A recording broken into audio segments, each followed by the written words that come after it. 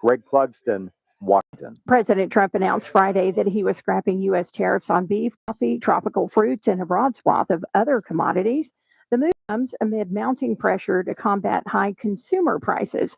Republican strategist Aaron McGuire says White House tariff policies are working. President Trump smartly is making moves to open up more trade lanes and remove barriers so we can remove tariffs on things to make them more affordable and you can buy them here in the United States. And that should go for everything. McGuire spoke with the Salem Radio Network. More on these stories at townhall.com.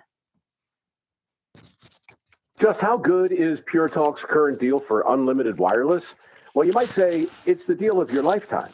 Because right now, for just $29.95 a month, Pure Talk is offering unlimited talk, text, and data for life. Not your phone's life, your life. This is Pure Talk's top-tier plan. It comes with a crazy fast 5G network along with a 30-gig hotspot. And at just $29.95 a month, there has never been a better opportunity to lock in a ridiculously low rate for as long as you live. And save thousands and thousands of dollars along the way. This plan is normally $65 a month, but if you switch today, you will save over 50% every single month for the rest of your life. See what I mean? It really is the deal of your lifetime. Dial pound 250, say Mike Rowe. Offer ends 12/7. Some restrictions apply. Details at puretalk.com. From the KERN Newsroom, your live and local news update on News Talk 96.1 and AM 1180 KERN. The ever-rare one-inch rainfall day. I'm Chris Davis. Saturday's rainfall was a record for Bakersfield, and this afternoon you're seeing more of that, especially in areas north of the city between Bakersfield and Fresno. All of that is expected to come to an end tomorrow morning. Then you will have a couple of days to dry out. Neither drugs nor alcohol were believed to be factors in a fatal wreck this weekend on Highway 58. That happened Saturday afternoon just before 1:30 on 58 westbound near King Road. The Highway Patrol says a 21-year-old man named Goopertrap Singh Karood from Manteca was killed when the 2018 semi he was driving ran off the road, hit a guardrail, and turned over. CHP is asking anyone who saw the wreck to contact them so they can have all the info. A man killed last week in a wreck in Tehachapi has been ID'd by the Kern County Coroner's Office as 61-year-old John Burton Hashis. That wreck happened about 3:30 p.m. on Tucker Road. The coroner says Hashis was hit by a car, was in the hospital for 5 days, and died Friday. Police have not announced any arrests associated with that. But police did make an arrest last night when someone suspected of driving drunk hit two parked cars right where a vigil for 8-year-old Xavier Alvarez was happening. Police have not publicly ID'd the suspect yet, but Alvarez was killed, police say, when 33-year-old Andres Cerna was driving at 4 times the legal limit and ran his pickup through a fence, hitting both the child and his father, who were sitting down eating lunch. Cerna has pleaded not guilty to the long list of charges he faces, and police say he had been in trouble for DUI several other times.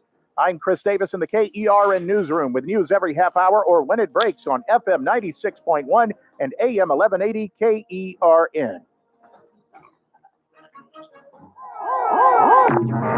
What do you think, this is the Army where you shoot them a mile away? You got to get up close like this.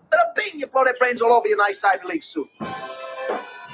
It's the Ralph Bailey Show on News Talk 96.1 and AM 1180 KERN. Now make sure you leave the house when you make the call. You understand me? You hear me? Call from an outside line. I mean it. Call in or text to 661-842-KERN. That's 661-842-5376. Listen live at KERNradio.com. Now, the host you've been waiting all day for. Live from the KERN studio, here's Ralph Bailey. Hi, everybody, and a very pleasant good afternoon to you, wherever you may be, however you may be listening, wherever you may be viewing for those subscribing on YouTube. It's the Ralph Bailey Show on a rainy Monday afternoon, 17th day of November.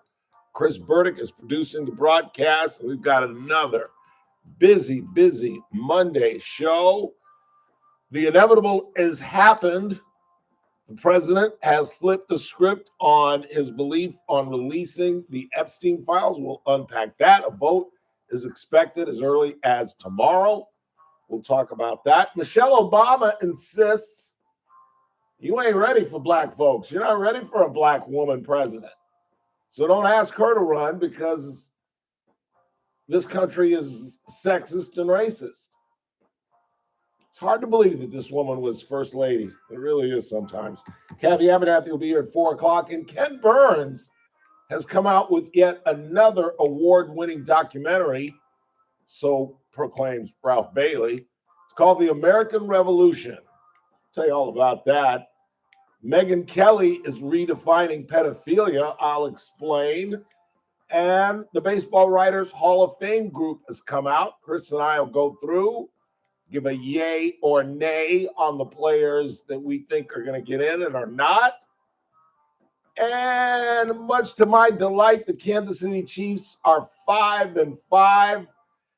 And they'll probably, as Chuck and Kenny and Shaq say, they'll be in, what do they say, Cancun, just along with the Raiders, who play tonight, as a matter of fact, in a couple of hours, taking on the Cowboys.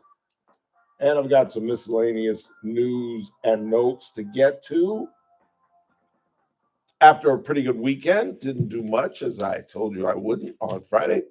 Went out to dinner Friday night, and that is about it. Did I leave my house Saturday? I wouldn't be surprised if you didn't, because I didn't.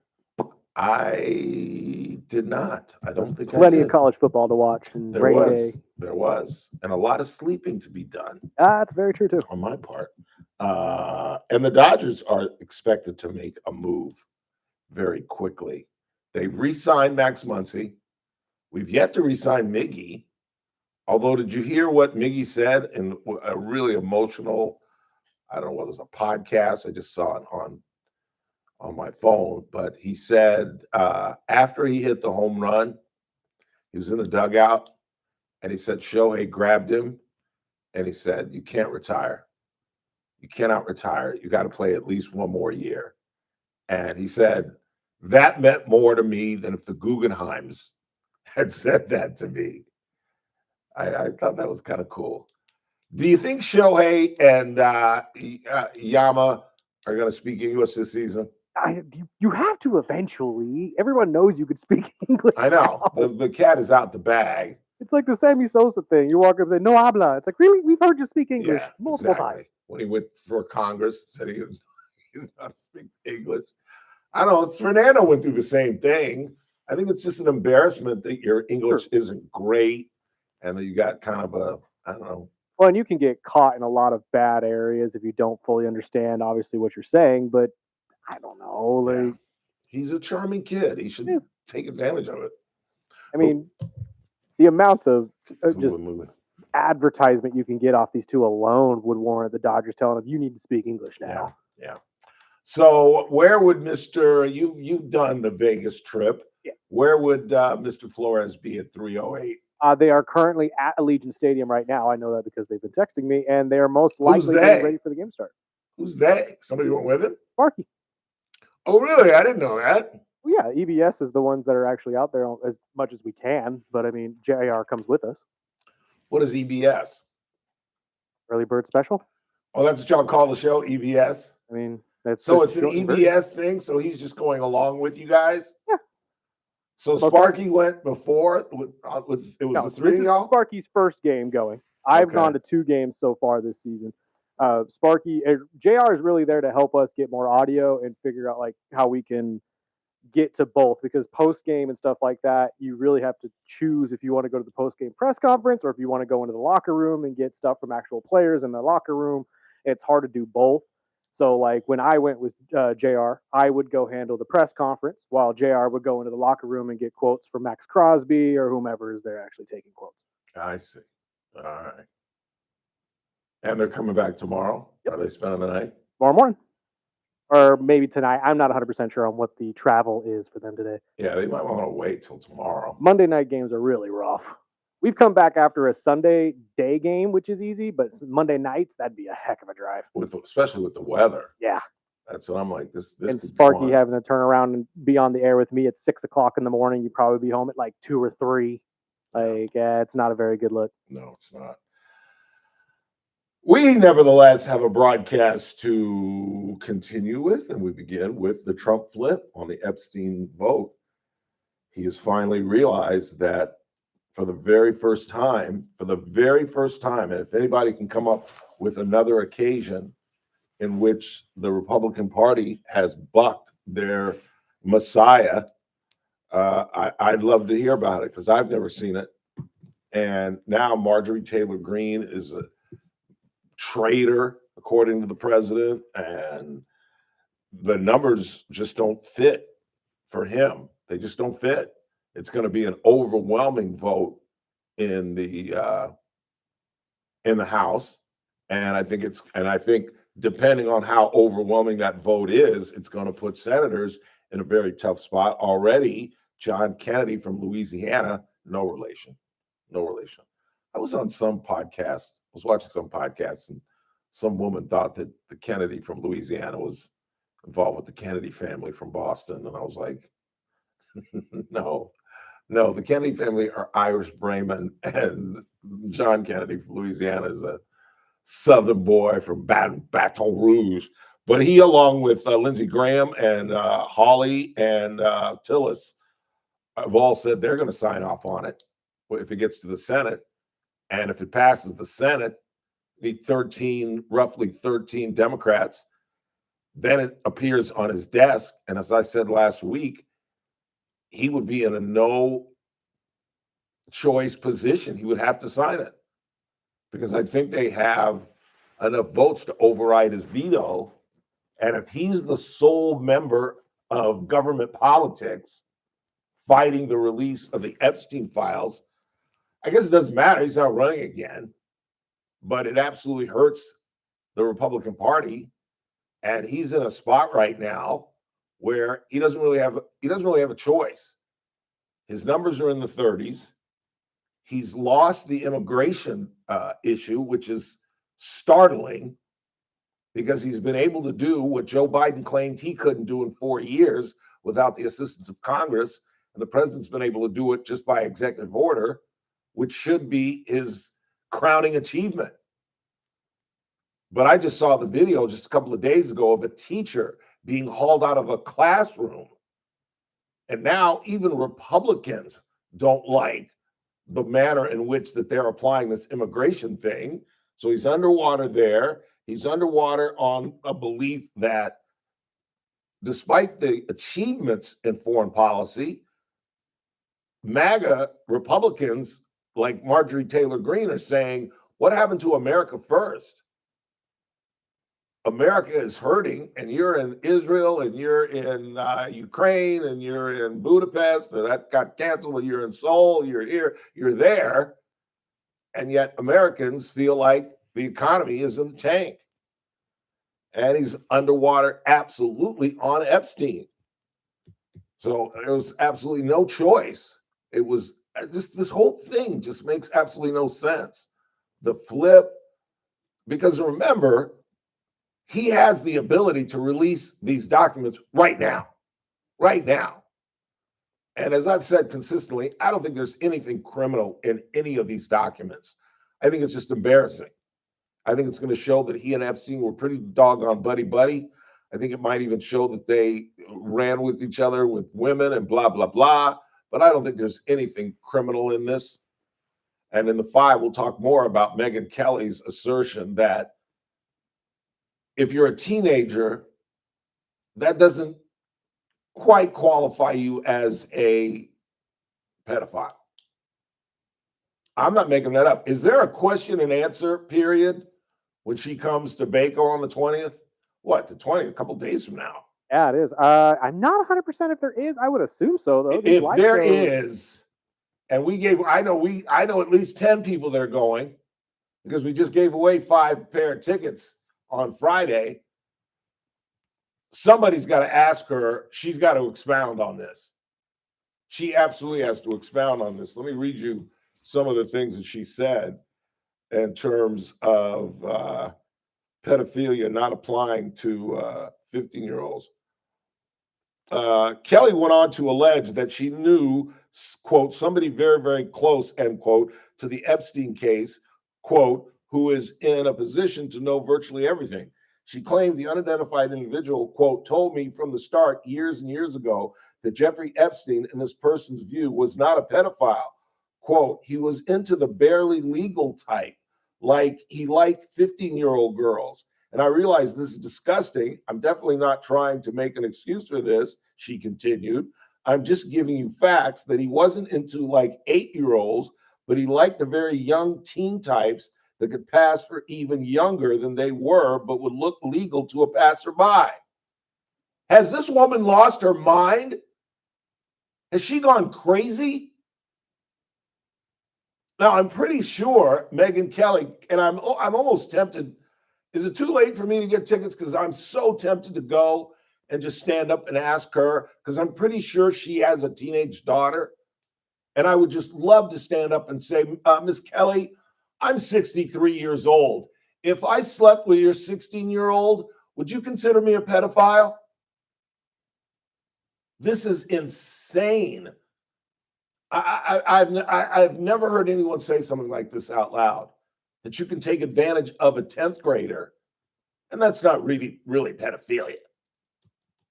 That I don't even know what to say about that. Let's go ahead and take a break. And we come back, we'll start getting into some of the audio of the president bashing Marjorie Taylor Greene and Marjorie Taylor Greene responding. She's been on a weird, well, I don't know if I'd call it weird, out of step for her, let's call it. She did The View, she did Bill Maher, and on Sunday she was on State of the Union with Dana Bash on CNN. You'll hear what she has to say about the president calling her a traitor. Then at the bottom of the hour, we'll get into Michelle Obama's insistence that you guys are a bunch of sexist, racist. They used to say when she was in the White House that she didn't like this country. Remember when she said, I'm only now proud of my country because it elected my husband? I am beginning to think this woman doesn't like this nation. Like, they're still holding on to the belief that Kamala Harris lost because she's a black woman. Did you watch the ball game at all? Quick time out. We're just getting started. It's the Ralph Bailey Show. Cathy Abernathy joins us at the top of the hour on this rainy Monday on News Talk 96.1 and AM 1180 KERN, where we're streaming live at kernradio.com.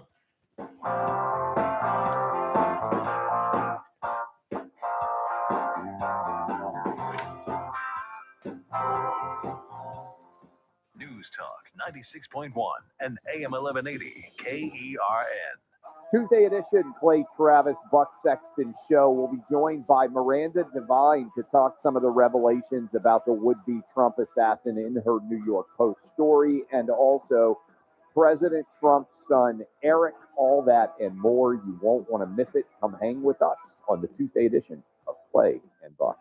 The Clay Travis and Buck Sexton Show, live 9 to noon. News Talk 96.1 and AM 1180 KERN. Hope you join us every Thursday, particularly at 4:30, when Daniel Petrie from Messmaker and Petrie Wealth Advisors joins us. Daniel gives us a weekly update on the deficit and its growth. We look at silver and gold and obviously the stock market and all kind of economic issues that most importantly impact you. But again, you guys know what Messmaker and Petrie Wealth Advisors are all about. They're all about retirement. I keep telling you guys, it's one of the smartest moves that I've ever made financially. Call Daniel at 395-9400, 395-9400 if retirement is in your near future. Or just tune in Thursdays at 4:30 when he joins us every week. Daniel Petrie and the folks at Messmaker and Petrie Wealth Advisors. This broadcast is for informational purposes only. Does not constitute a solicitation or offer to buy or sell any security, future, option, or other financial instrument, or to offer or provide any investment advisory or other services to any person in any jurisdiction by Daniel Petrie or NPWA Inc., DBA Messmaker and Petrie Wealth Advisors. Any views expressed in this broadcast by us are prepared based upon the information available to us at the time, and we are under no obligation to update our views. Welcome to the magic of Christmas at Santa's Christmas Shop and explore 26 beautiful themed Christmas trees. Each tree is created with their own sparkling story, from classic reds and golds to shimmering coastal blues, from nutcracker elegance to the bright, sweet world of Candyland. At Santa's Christmas Shop, You'll find every unique ornament, ribbon, and accessories to make your home shine bright this season. Line up the toy soldiers, light the holiday scented candles, deck your mantle with deer and garland, and don't forget the elves. Whether you're decorating your very first tree or your 26th, it all begins in one magical place, Santa's Christmas Shop, bringing the wonder and warmth of the holidays home. Visit Santa's Christmas Shop inside patio spaces, where Christmas truly comes to life and every tree tells a story. 6801 White Lane. That's 6801 White Mike Lane. Johnson, I say.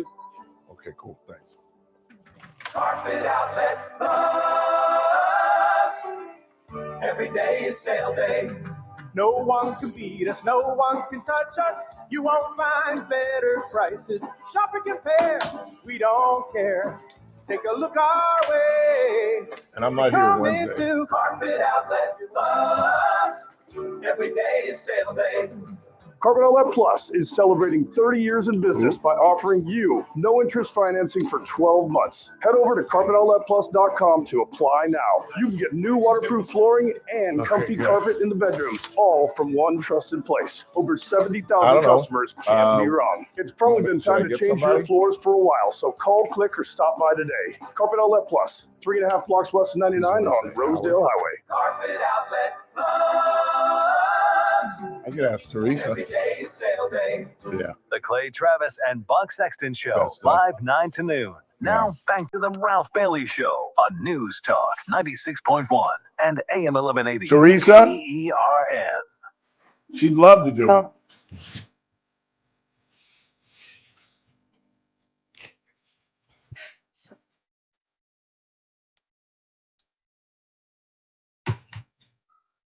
I'm blowing $10 tonight, and then I'm absolutely done. And I want you to pick up a shovel and hit me on the head if I ever talk about betting on underdog. You've said this many times, so I got to set the table here. What are we betting on today? I don't know, but I got $10 left. Last night, I bet Bo Nix would have less than 15 yards rushing. He had 9. I bet that Mahomes, because I thought it was going to be a shootout. Yeah. Oh, yeah. I thought it was going to be up and down. They're just going to be throwing the ball 40, 50 times. It's definitely fair. So I bet that Mahomes wouldn't have 15 yards rushing. He had 3. And I bet that Worthy would have 25 yards passing, catching. Receiving, yeah. Receiving, thank you. How many yards do you think he had? 20. 25. Oh, so I bet the over.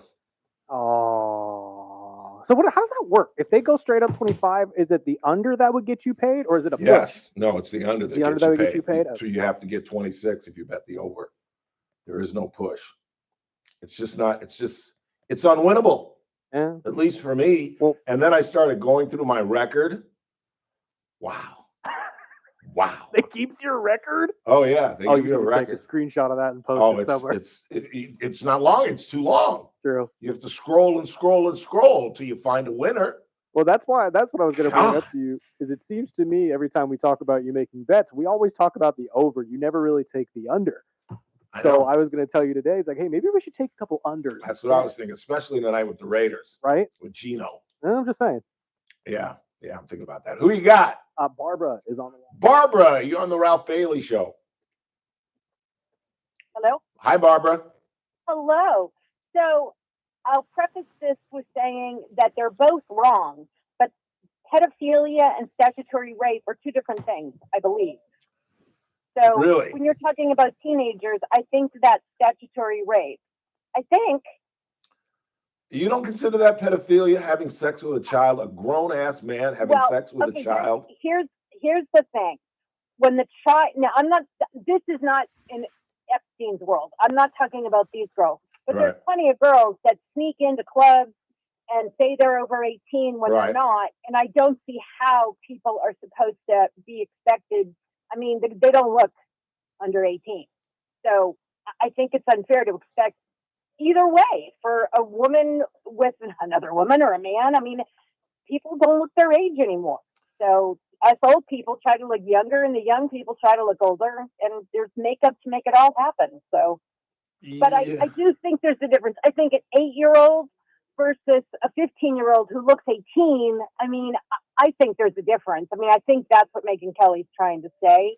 I'm not saying either one is correct, but I personally see a difference. That's why I think that phrase statutory rape comes in here somewhere. Then why is everybody so upset about the Epstein files? These girls were 15, 16 years old. They weren't 7 or 8. Different. They were recruited. That's a whole different thing. I mean, they were human trafficked. Yeah, that's a whole different thing. They were sought out. They were completely taken advantage of. They were told they were going in to give massages, and then it turned into something else, if I remember correctly. Or, I feel like they were brought in under one set of circumstances, and then it sort of morphed into another. But we're going to pay you, so it's okay. And I think that's how it all transpired. I don't think they got them to go in there saying that you're going to have to do sexual acts. Yeah, but I in there saying they were going to massage, and that was it. I still believe that if you're a grown man and you're having sex with a child in high school, that's pedophilia. Because statutory rape, statutory rape can occur between two 16-year-olds. Yes, 100%. I know that for a fact. A dear friend of mine's son had sex with a 15-year-old. He was 15 and a half, and her parents prosecuted him. I definitely absolutely prosecuted him. I think that's very wrong when that happens. I mean, there should be another category for that, because it's, I mean, I agree. 2 minors having sex. Yeah. That should not be against the law. I'm sorry. I mean, but the problem is that the girl's parents are going to try to convince the girl to say that it wasn't consensual, even though it was. Even if it is. No, in this case, the case that I'm talking about, and I live this because I helped the family get an attorney, that the girl admitted. She, in fact, was vehement about it. I don't want to prosecute him. But the parents were like, no, we're prosecuting him. And they did. And he was found not guilty, but still, it's a crime.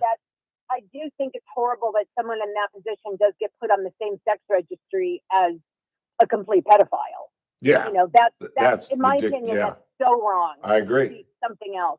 But as far as the Epstein, I think, in my opinion, what Megyn Kelly was maybe getting at was what I'm saying, is that there's a lot of nuances, and there's a lot of spectrum to this, if you will. I mean, I just think it's all wrong. But you think there's a difference? It's kind of. I mean, not the Epstein thing. Again, that's different because that was a whole different scenario. But I don't know. It's the whole world's sexual now, so I think that I think we're in such a slippery slope that the world just doesn't make sense anymore, and all this is getting worse. Do you think we should lower the age of consension? Maybe. I don't know. I haven't thought about it. I'm just glad my kids are above 18 now, and I don't have to, But it's just such a. I mean, the whole world is so sexual. Yeah. That it's really bizarre how to formulate this stuff now, because everything revolves around money and sex. Yeah. You're absolutely right. I got to fly, Barbara. Thanks for the call. So. We headed to the back half of the hour. That could be our Q with a D. Is there a difference between having sex with a T? Well, obviously there's a difference, but is there a difference in categories? We'll talk about that.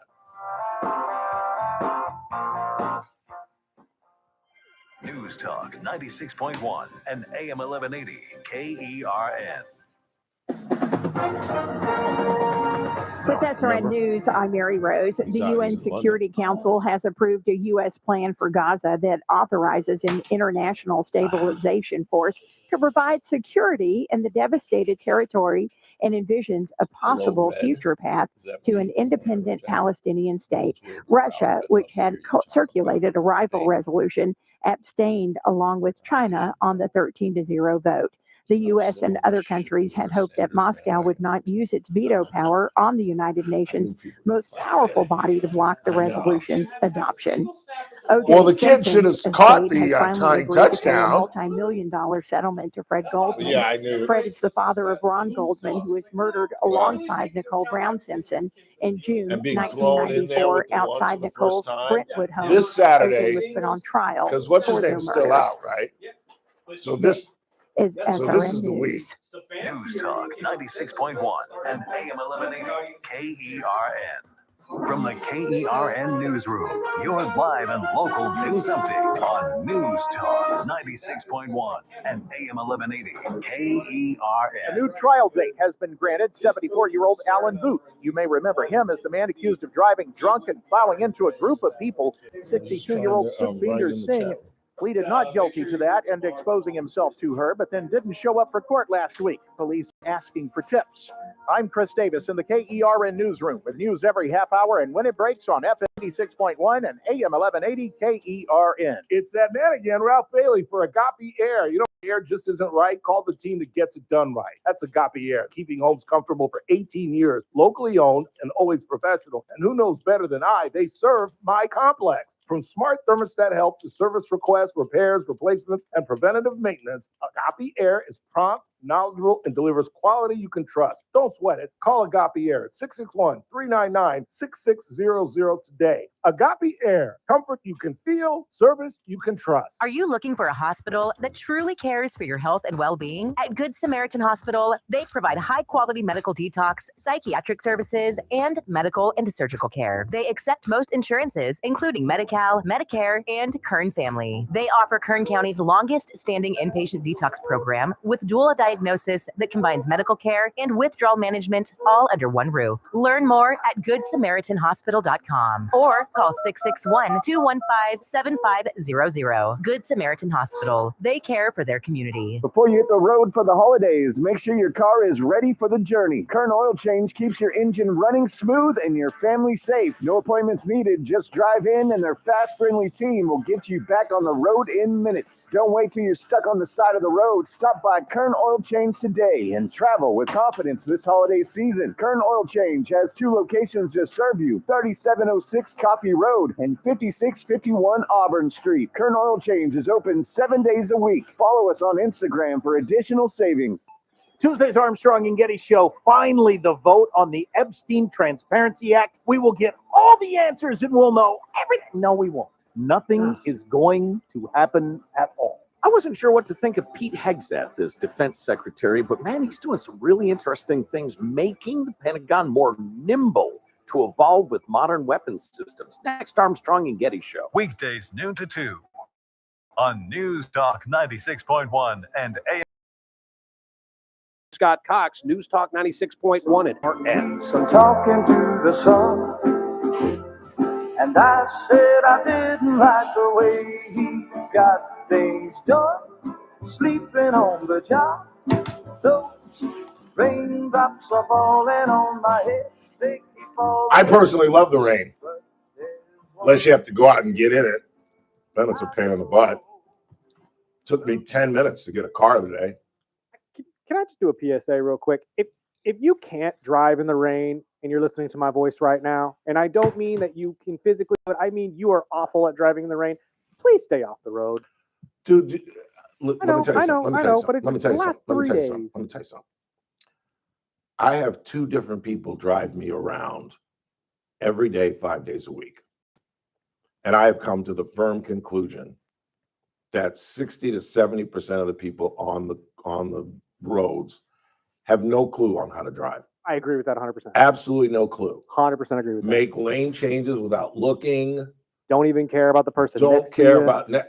I cannot tell you how many close accidents, and I've been in an accident in an Uber, and it is amazing to me. That's why I will not.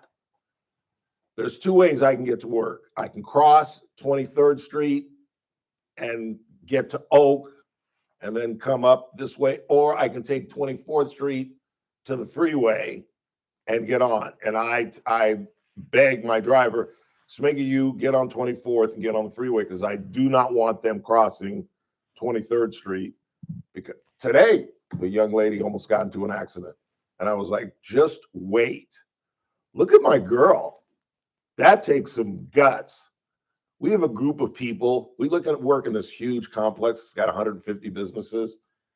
And like I know I started it at our radio station. Yeah, because now Randy's walking and Snacks is walking. And there are these ladies that walk. And there's one, the pregnant one that Randy and I are arguing about whether she's pregnant or not. and I say she's fat, and Randy says she's pregnant. You know which one I'm talking about? I don't, but I don't think I want to guess either. I think I'm winning. Randy's finally starting to realize, because it's been like 3 months, and she still has the same size belly. And I'm like, no, I'm winning. Anyway, there's this one woman, and she's walking in the rain. She got her umbrella. She's like, I'm getting in my steps. Oh, she does it more than anybody I see, though. Like, she's always walking. Always. Even in the rain, apparently. Got her umbrella. She's like, I don't care. I'm getting my steps in. Forget you, Ralph Bailey. Is there a distinction? We can chew on this for a while if you guys want to. 842-5376 is our phone number, 842-KERN. Let me read some more from what Kelly said. And that is what I believed, and that is what I reliably was told by many years. And it wasn't until we heard from Pam Bondi that they had tens of thousands of videos of alleged, forgive me, they used to call it kiddie porn. Now they call it child sexual abuse material on his computer, that for the first time I thought, oh no, he was an actual pedophile. Only a pedophile gets off on young children abuse videos, Kelly added. She's never clarified it. I don't know whether it's true. I have to be honest. I don't really trust Pam Bondi's word on the Epstein matters anymore. The host then claimed, listen to this. Okay, here we go. We have yet to see anybody come forward and say, I was under 10, I was under 14 when I first came within his purview. You can say that's a distinction without a difference. I think there is a difference. There is a difference between a 15-year-old and a 5-year-old, you know? Well, obviously, there is a difference between a 5-year-old and a 15-year-old. You have to be especially kind of sick to want to have sex with a almost infant. There's a clear difference, but she's right. It's a difference without a distinction. You still have a maturation superiority that just isn't fair. And I think it ruins these women. You know, you listen, there's a I don't know what you call it, a PR or a public affairs commercial that the victims have put together. And from what I understand and talking with attorneys, this is a common tactic used in sexual abuse cases, because many times when a 15-year-old is abused, by the time it gets to court, she's 18 or 19 and she looks like a grown woman. And so what they'll do is they'll show the picture of the victim at 15. And this public affairs commercial that I saw over the weekend has the victims who are now, 18, 20, 25 years old with pictures of themselves as 15-year-olds. And I'm sorry, a 15, 16-year-old, that's a child. That's a child. Pedophilia to me is a mature adult taking advantage. It's not just the physical attributes that obviously there are some 15 and 16-year-olds who look like 22-year-old women. That doesn't disqualify you somehow. Well, look at her, Your Honor. She looks like she's 22. That doesn't get you off. No pun intended. No sexual allusion intended.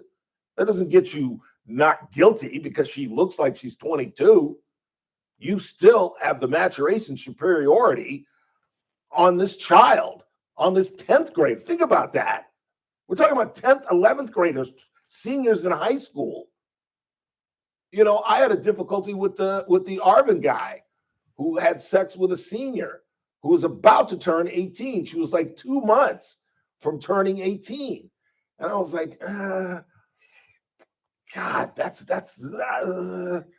you're telling me that it's 8 weeks away and he's legal and he's okay, but 8 weeks before that he can be thrown in jail? But the answer is hell yes. Hell yes. If you're a grown-ass man and you don't have the maturity and the intelligence and just the decency to wait till a child is at least 18 years old, there's something wrong with you. And that's why I don't think that the president is a pedophile, because pedophilia, A, is the most recurring crime there is. It is the highest recidivism rate ever. Why? At least in my opinion, as I've talked about redundantly, it's who you are. You don't suddenly just want to have sex with a 15-year-old. This is what you do. Just like Cosby had to have him knocked out, just like some people have to have girls drunk if they have sex with them. It's how they get off. You know, some guys are into feet, some guys are into breasts, some guys are into young women, some want them knocked out. That's what they do. But I think to give guys a pass on high school kids, that's where we're headed. That's frightening. Think about that. And the reason I know it's who you are, because think of all the people that we've seen ruin their lives, their careers. I've done some screwy things in my career and cost me jobs, but I've never done anything that would cost me my career. And there are teachers that are willing to take the dice and roll them on their entire career, on their entire lives. Why? All to have sex with this hot 16-year-old in his class or her class. They're willing to roll the dice with their entire lives and be pariahs within their family, amongst anyone who knows them. And that's okay. That's a different category. Yes, it's different between that and a child, but an infant under 10, but it's the same thing at the end of the day. It's the exact same thing. I'm sorry. I just found that bizarre. And I understand what Barbara's saying, and I'm beginning to understand what Megyn Kelly is saying, but she says it herself. It's a difference without a distinction. But I feel for these women, and I think they're getting the short end of this thing. I don't understand why they won't come out and name names. But it's going to be fascinating to see where this thing goes now, because this vote tomorrow, and here's Mike Johnson, the speaker, who makes a great point, and it's the point that I've made for as long as this thing got hyped up, since Pam Bondi said the list is on my desk. Look, well, I'll let Mike Johnson tell you. I want to say this tonight, and I think this is a shame to a lot of the Hill Press Corps. I'm not going to name any of you by name, but I haven't seen many stories written yet about the fact that we put the discharge up for unanimous consent on the floor tonight. The Republicans, the Speaker, and the Republicans asked for unanimous consent to just go ahead and pass the discharge, because I think it's a moot point. The Democrats objected to the unanimous consent. Nobody's written a story about that. That's stunning to me. How can you miss that? If it was about transparency, if it was about full disclosure, there's two questions you should ask every Democrat in the House and Senate. Why didn't you bring this up during the 4 years of the Biden administration? Hello. When the Biden DOJ had all these records the entire time. Nobody ever said a word about it. Hello. They didn't care. Now it's the biggest thing in the world. Didn't matter at all when Joe Biden had the files. And secondly, if they're for transparency and they really want all this to be out and there's such this urgency, then why did they vote down the unanimous consent to pass the discharge petition tonight? I can't answer that question, but they should. And every one of you should ask them about it. Well, of course, the Speaker can answer that question. It's a very simple question that I think you all have probably figured it out. Democrats want Republicans on the record. Are you kidding me? Come on, Mike. You know that. Unanimous consent gets everybody off the hook. If there's a direct vote and there's a Republican that's got the balls to say, nah, let's don't look into the Epstein files. Target, midterms. Let's get some bright young lawyer to point out that Ralph Bailey from Bakersfield, District 21, didn't vote for the discharge. That'd be the lead commercial against me if I were running for Congress. Of course, that's why they voted against the unanimous consent. Let's be on the record now. And that's why the numbers are going to be overwhelming in the Senate, because this could follow you for the rest of your career. I don't care if you just got elected and you've got 6 more years in the Senate.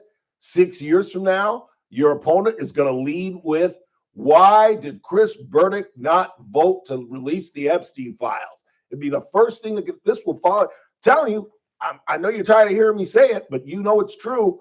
Nobody puts up with pedophilia, not even imprisoned criminals. The woman that beat the hell out of Bustamante just was in court today. Bustamante, Gabrielle Bustamante, the woman who allegedly killed and tortured young 8-year-old Genesis Mata. She was in jail for a week and got her ass beat with a stick. The woman that beat her up was in court just this morning. Even prisoners don't put up with pedophilia. So the president had no choice. And now he's in an even tougher spot, because I'm telling you, if he vetoes this thing, or if he even suggests that he's going to commute Ghislaine Maxwell's sentence, I guess there's nothing for him, but it'll ruin the Republican Party. It will destroy his legacy. Every Republican on the planet would have to come out and say the president is absolutely wrong. And we've seen what happens when you say that. In fact, when we come back, you'll hear the president talk about Marjorie Taylor Greene, and you'll hear Marjorie Taylor Greene responding to the president, calling her a traitor. The biggest pom-pom cheerleader in MAGA country now is a traitor, which illustrates, once again, Donald Trump has no political compass, none whatsoever. He's not conservative. He's not liberal. He's not moderate. He's about Donald Trump. And if you cross him, he's like a mafioso boss. He never forgets, and you're cooked. You're primaried. He's already talking about sending somebody down to Georgia to challenge Marjorie Taylor Greene, just as I am becoming a fan. I'm looking for lightning to strike me, but it's true. I was waiting for it too, to be honest with you. Yeah, it's true. Wait till you hear her. She's beginning to make sense. She gives a speech on Dana Bash's show that we'll play after this break that is startling, to say the least. And then at the top of the hour, Cathy Abernathy will join us. We'll talk about Michelle Obama insisting that you all are a bunch of sexist racists not ready for a woman. That's why Kamala lost. And the new class of Hall of Famers are up. And in the group, it's about a group of about 20. The only ones that I saw that I thought were like definites, Andy Pettit, that's fair, Andrew Jones, and the shortstop, Omar Vizquel. And Ryan Braun? Huh? Oh, well, I guess no. Ryan Braun's going to have to go the same route as everybody else that took DVDs. No. Yeah, I fair. saw him. I forget about that. No. Cole Hamels? Who? Cole Hamels, pitcher? Ooh-ee-ah. He's on the border. Yeah, that's the ooh-ee-ah. There are a couple of ooh-ee-ahs. Andrew Jones is almost the ee-ooh-ah. I don't know. Because he really came good. Yeah, but when he came out of here and we had him, he stunk it up. True. But you're right. There was a 5-year period where there was best nobody center better. Good googly moogly. He'd be playing behind the shortstop and make a catch on the warning track. I was like, holy crap. Quick timeout. Coming right back. It's TRBS on a rainy Monday. Right here on News Talk 96.1 and AM 1180 KERN. And we're streaming live at kernradio.com. News Talk 96.1 and AM 1180 KERN. Start your day right. First Look with Scott Cox, 6 to 9 a.m. On the Tuesday edition of the First Look program, first off, we'll talk water with the best in the business. That is Lois Henry from sjvwater.org. We'll talk about our giant proposed water slide resort situation we got going on. It's all happening 6 to 9 a.m. right here at News Talk 96.1 and streaming live on a World Wide Web at kernradio.com. First Look with Scott Cox, 6 to 9 a.m. News Talk 96.1 and AM 1180 KERN. The annual enrollment period for Medicare is here. That means that it is time for you to select your Medicare plan for 2026. This annual enrollment period, choose a name you already trust. Select Kern Family Healthcare Medicare, DSNP, a new option for people who have both Medicare and Medi-Cal. For over 29 years, Kern Family Healthcare has been a trusted name in Medi-Cal. Now, we're here to support your Medicare journey too. Call 1-866-661-3767. What time does the game start? Again, that's 1-866-661-3767. Or visit www.kernfamilyhealthcare.com/Medicare to learn more and enroll. Start your Medicare journey. So where do they sit? In the press box? Choose Kern Family Healthcare. Kern Family Healthcare Medicare is an HMO DSNP plan with a Medicare contract and a They contract feed you with the guys in the California press Medicaid box? program. Enrollment in current family What, health dogs care and Medicare stuff? HMO D-SNP depends on contract renewal. Meet Paul Sheldon's client, Guy Picard. Hi, my name is Guy Picard, and I am very happy that I found Paul Sheldon. What a relief it is trying to turn 65 and find somebody like him to help me navigate this industry. I think that it's really important that you look at all of the options that you have and then give Paul Sheldon a call, because he will create a plan that fits your budget and fits what you're trying to achieve as far as trying to get the best possible medical care that you can have. So I'd like to recommend Paul Sheldon to any of you out there that are trying to navigate the medical industry turning 65. Give Paul Sheldon and his staff a call. They are awesome. And I'd just like to say, Paul and your whole entire staff, you guys rock. When Medicare matters, our team has the answers.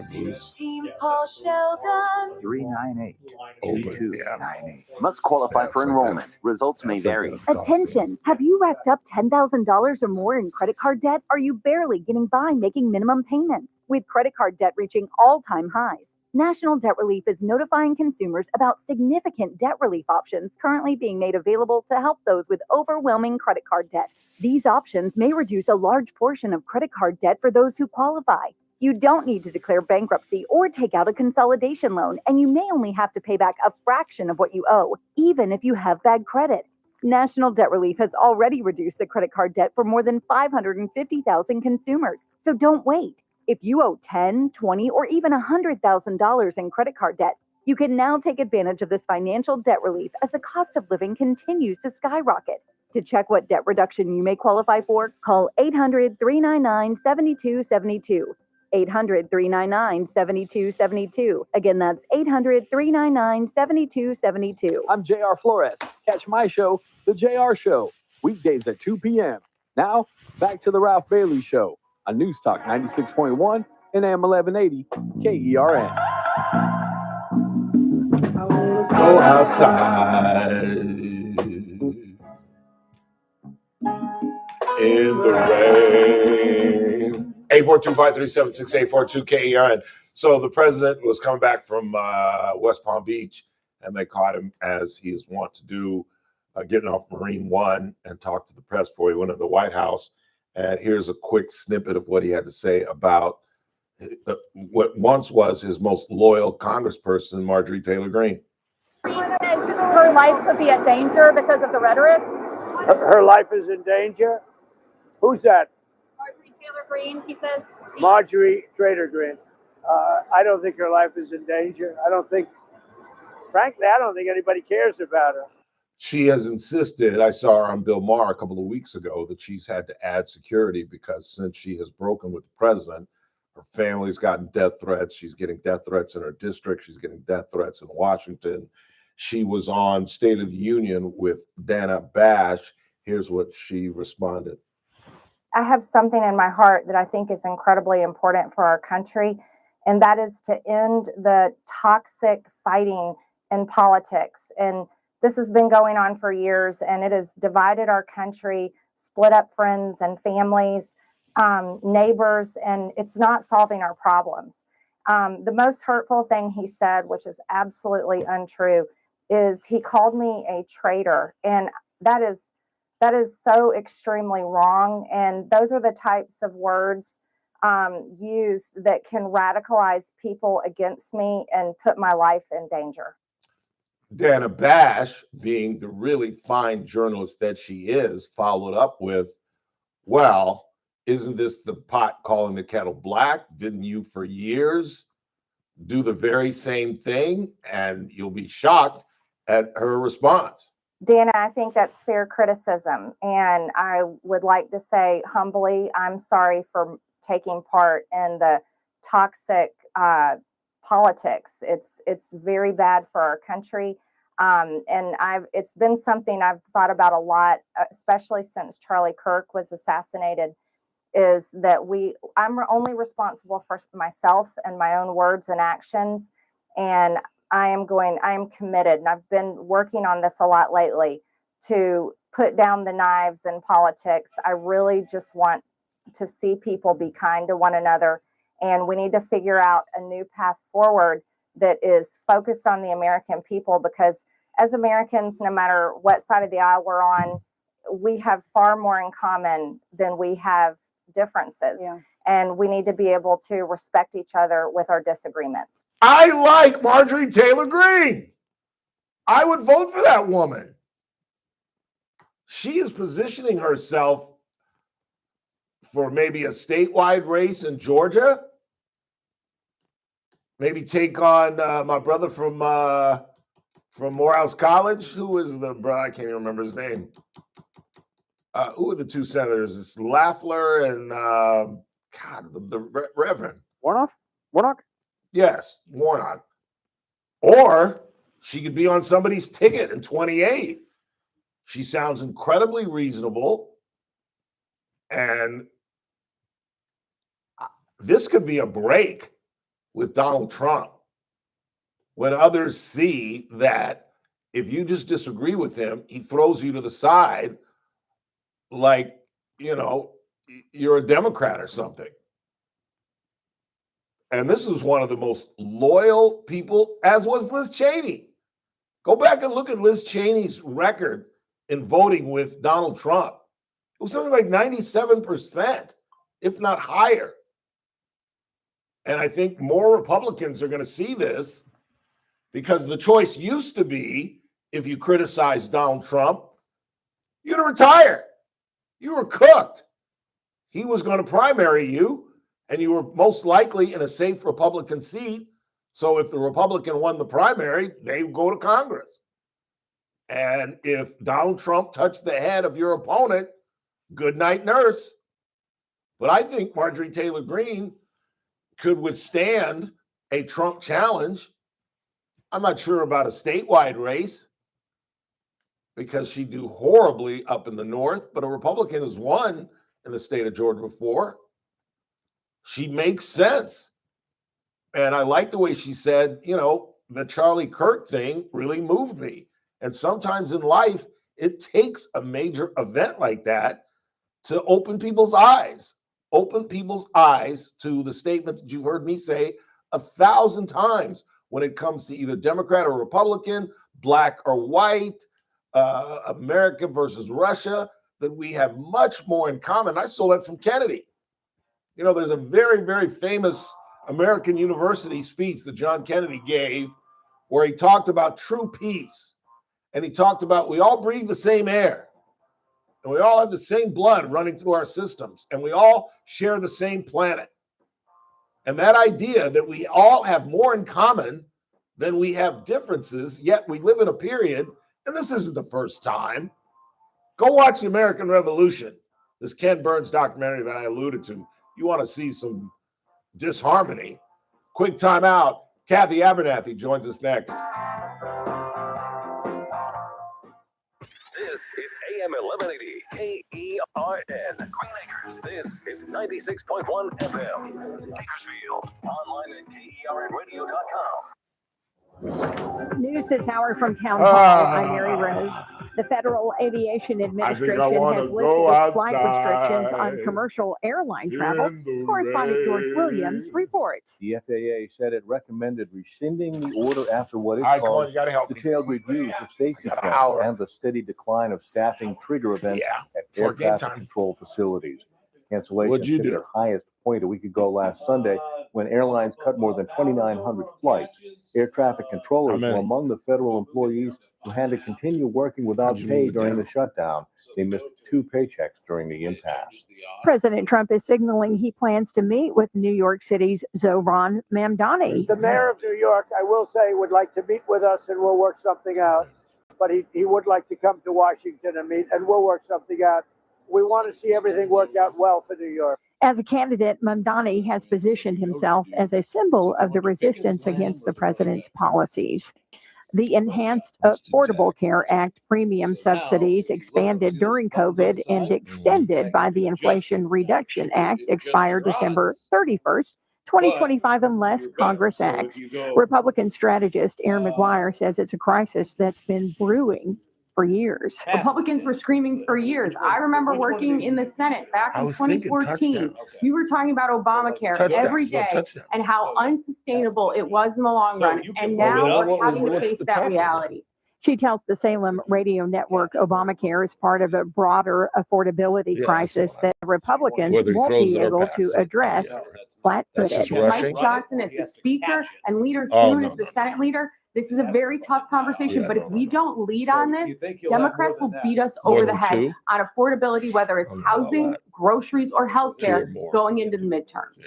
Without renewal, premiums could double. More on these stories, townhall.com. You all hear the radio ads about the IRS. They tell you to be afraid, to be scared, and they try to frighten you into calling. I'm not here to do that. Tax Relief Advocates is different. TRA is here to tell you that if you owe money to the IRS, whether it's $5,000, $50,000, or $500,000, we have a solution. It doesn't matter if you're sitting in your car, at work, or with your kids. No matter where you are, call now. 800-575-2341. Don't lose hope. TRA can eliminate or reduce owe to the IRS. Generous programs are now available that can give you a fresh start. Our passion is taxes and helping individuals fix their IRS problems. We have over 1,000 5-star reviews on Google and an A+ with the Better Business Bureau. You don't need to be afraid of the IRS any longer. End your tax nightmare today by visiting us online at TRA.com. You got Bowers going higher than 800-575-2341.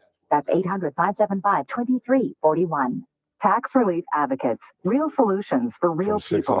From the KERN Newsroom, your live and local news update on News Talk 96.1 and AM 1180 KERN. The ever-rare 1-inch rainfall day. I'm Chris Davis. Saturday's rainfall was a record for Bakersfield, and this afternoon you're seeing more of that, especially in areas north of the city between Bakersfield and Fresno. All of that is expected to come to an end tomorrow morning. Then you will have a couple of days to dry out. Neither drugs nor alcohol were believed to be factors in a fatal wreck this weekend on Highway 58. It happened Saturday afternoon just before 1:30 on 58 westbound near Keene Road. The Highway Patrol says a 21-year-old man named Gooper Trap Singh from Manteca was killed when the 2018 semi he was driving ran off the road, hit a guardrail, and turned over. CHP is asking anyone who saw the wreck to contact them so they can have all the info. A man killed last week in a wreck in Tehachapi has been ID'd by the Kern County Coroner's Office as 61-year-old John Burton Hotchis. That wreck happened about 3:30 p.m. on Tucker Road. The coroner says Hotchis was hit by a car, was in the hospital for 5 days, and died Friday. Police have not announced any arrests associated with that. But police did make an arrest last night when someone suspected of driving drunk hit two parked cars right where a vigil for 8-year-old Xavier Alvarez was happening. Police have not publicly ID'd the suspect yet, but Alvarez was killed, police say, when 33-year-old Andres Cerna was driving at 4 times the legal limit and ran his pickup through a fence, hitting both the child and his father, who were sitting down eating lunch. Cerna has pleaded not guilty to the long list of charges he faces, and police say he had been in trouble for DUI several other times. I'm Chris Davis in the KERN Newsroom with news every half hour or when it breaks on FM 96.1 and AM 1180 KERN. Oh, that is sad. What do you think? This is the Army where you shoot a mile away? You got to get a post like this. Let them bing, you blow their brains all over your nice Ivy League suit. It's the Ralph Bailey Show on News Talk 96.1 and AM 1180 KERN. Now make sure you leave the house when you make the call. You understand me? You hear me? Call from an outside line. I mean it. Call in or text to 661-842-KERN. That's 661-842-5376. Listen live at KERNradio.com. Now, the host you've been waiting all day for. Live from the KERN studio, here's Ralph Bailey. Hour 2 of the broadcast on this rainy Monday, 17th day of November. It's the Ralph Bailey Show. 10 days shy of Thanksgiving. We still got lots to do. We'll tear apart Michelle Obama's assertion that she's not running because you're not ready for a woman president, despite the fact that in 2016, the top vote getter was a woman. It's not our fault she didn't know how to campaign and blew off Wisconsin and Michigan and some of the key states. And she was a bad candidate along with Kamala Harris. We'll get into that. tell you about the American Revolution, Ken Burns' new documentary that he worked on for 10 years. And our question of the day was Megyn Kelly in the neighborhood of right when she said there's a distinction, but I guess no difference between having sex with a teenager and an infant child, 5, 6, 7, 8, 9, 10. We'll get into that. And then Chris and I will talk about the new Baseball Hall of Fame class. But it is a Monday. Get your motor running. Head out on the highway. Looking for adventure. Professor Cathy Abernathy. How are you, Professor? Well, I'm losing my ears. What's wrong? I can't go between screamingly loud and We'll just turn it down. I did, and then it's gone. Well, then turn it up. Hello? That's really, really loud? Really big. Yeah, really loud. Well, then what about that? That's better. Okay. I can't handle technology. Sorry. It's all right. Sorry. Didn't we used to have a deal? Oh, try that one. Move your papers. Oh, Plug it in is that over a there. better one? I don't know. Find it. No. There you go. Cathy is tearing apart our studio. This? Just, yes, that's fine. That's fine. Now put it in the little one. The little one. And now try that volume. Is that better? Is that better? Hello, test one. Yeah. Test one. I think you're going deep is what the problem is. I hear too well. Is that I right? hear too well. I can hear people 2 blocks away. I see. Wake me up. Yeah, JR likes to put it on high when I walk in here, or he just is deaf and blows my eardrums away when I first put them on, but nevertheless. What's on our schedule for this afternoon? Well, can I comment on what you were talking about Absolutely. a few minutes ago? What were we talking about? I listened to this show. Which one? Marjorie Taylor Greene. Before we welcome her into the fold of being a responsible person, she just said this Sunday that she's changing. She hasn't changed. Well, she's been on a behavior has been always over the top in my book. She's been on a campaign tour for the last couple of months, ever since the Epstein thing came out, and she's just been more reasonable. And yeah, Only I used to on think that or on other. I don't know anything that she's on I that. haven't followed her. I think that. on the shutdown, on immigration, she's even balking or not backing the president on some of the immigration issues. I think she's. What, you don't give her credit for changing? You think she's still wackadoo? Well, I don't know what her position is changing on immigration. Is she saying she's for illegal immigrants coming in? Is that what she's saying? No, she's critical of the manner in which we're doing it. Well, and I guess she knows that manner because how? Well, I saw a teacher being dragged out of a classroom. I think that's wrong. Well, I didn't see that, but you haven't seen that video, no, really? Wow. Wow. I'll send it to you. The one that got in trouble for other things, not just being illegal, but something else about him. That just came out. I forget where. It may not be related. But, no, I think she was so outlandish, over the top, what she was saying for the first couple of years that, okay, let me see her behave a little differently. It'll be nice because she's pretty much been a name caller for a long time. And that's exactly what she's doing. She's changing her persona. Yeah. She apologized. Did you hear the audio we played of her on Donna Bad? But that was yesterday. Yeah. So let's see how that works. That's all I'm saying. That's great that she's changing a new leaf, but I want to see it over time continue. Do you think she's a traitor to the president? I don't know which issue. The Epstein, is that her issue? No, it's his issue. He's the one that calling her Marjorie Taylor Greene. But he's the one that says he's going to sign the bill. We're not talking about the bill now. We're talking about Marjorie Taylor Greene. He called her Marjorie Taylor Greene. Over what? I don't know. You'd have to ask the president. Oh, okay. Well, I don't know what it was. If there was a vote. Well, I'm sure. I don't know. Come on, Cathy. Why are we playing this game? Of course it's over Epstein. Of course it's over Epstein. I said that he's signing the bill. If the House passed it, he's going to sign it. He just said that. So I don't think that's a problem. That clears him of calling a fellow Republican and breaking the Reagan 11th commandment, calling her a traitor. Well, I never saw it originally, so I don't know what prompted what she said or did or whatever. This is my only thought on Epstein. I know nothing, which is pretty obvious. I think what's going to happen is the people that are impacted are business CEO types.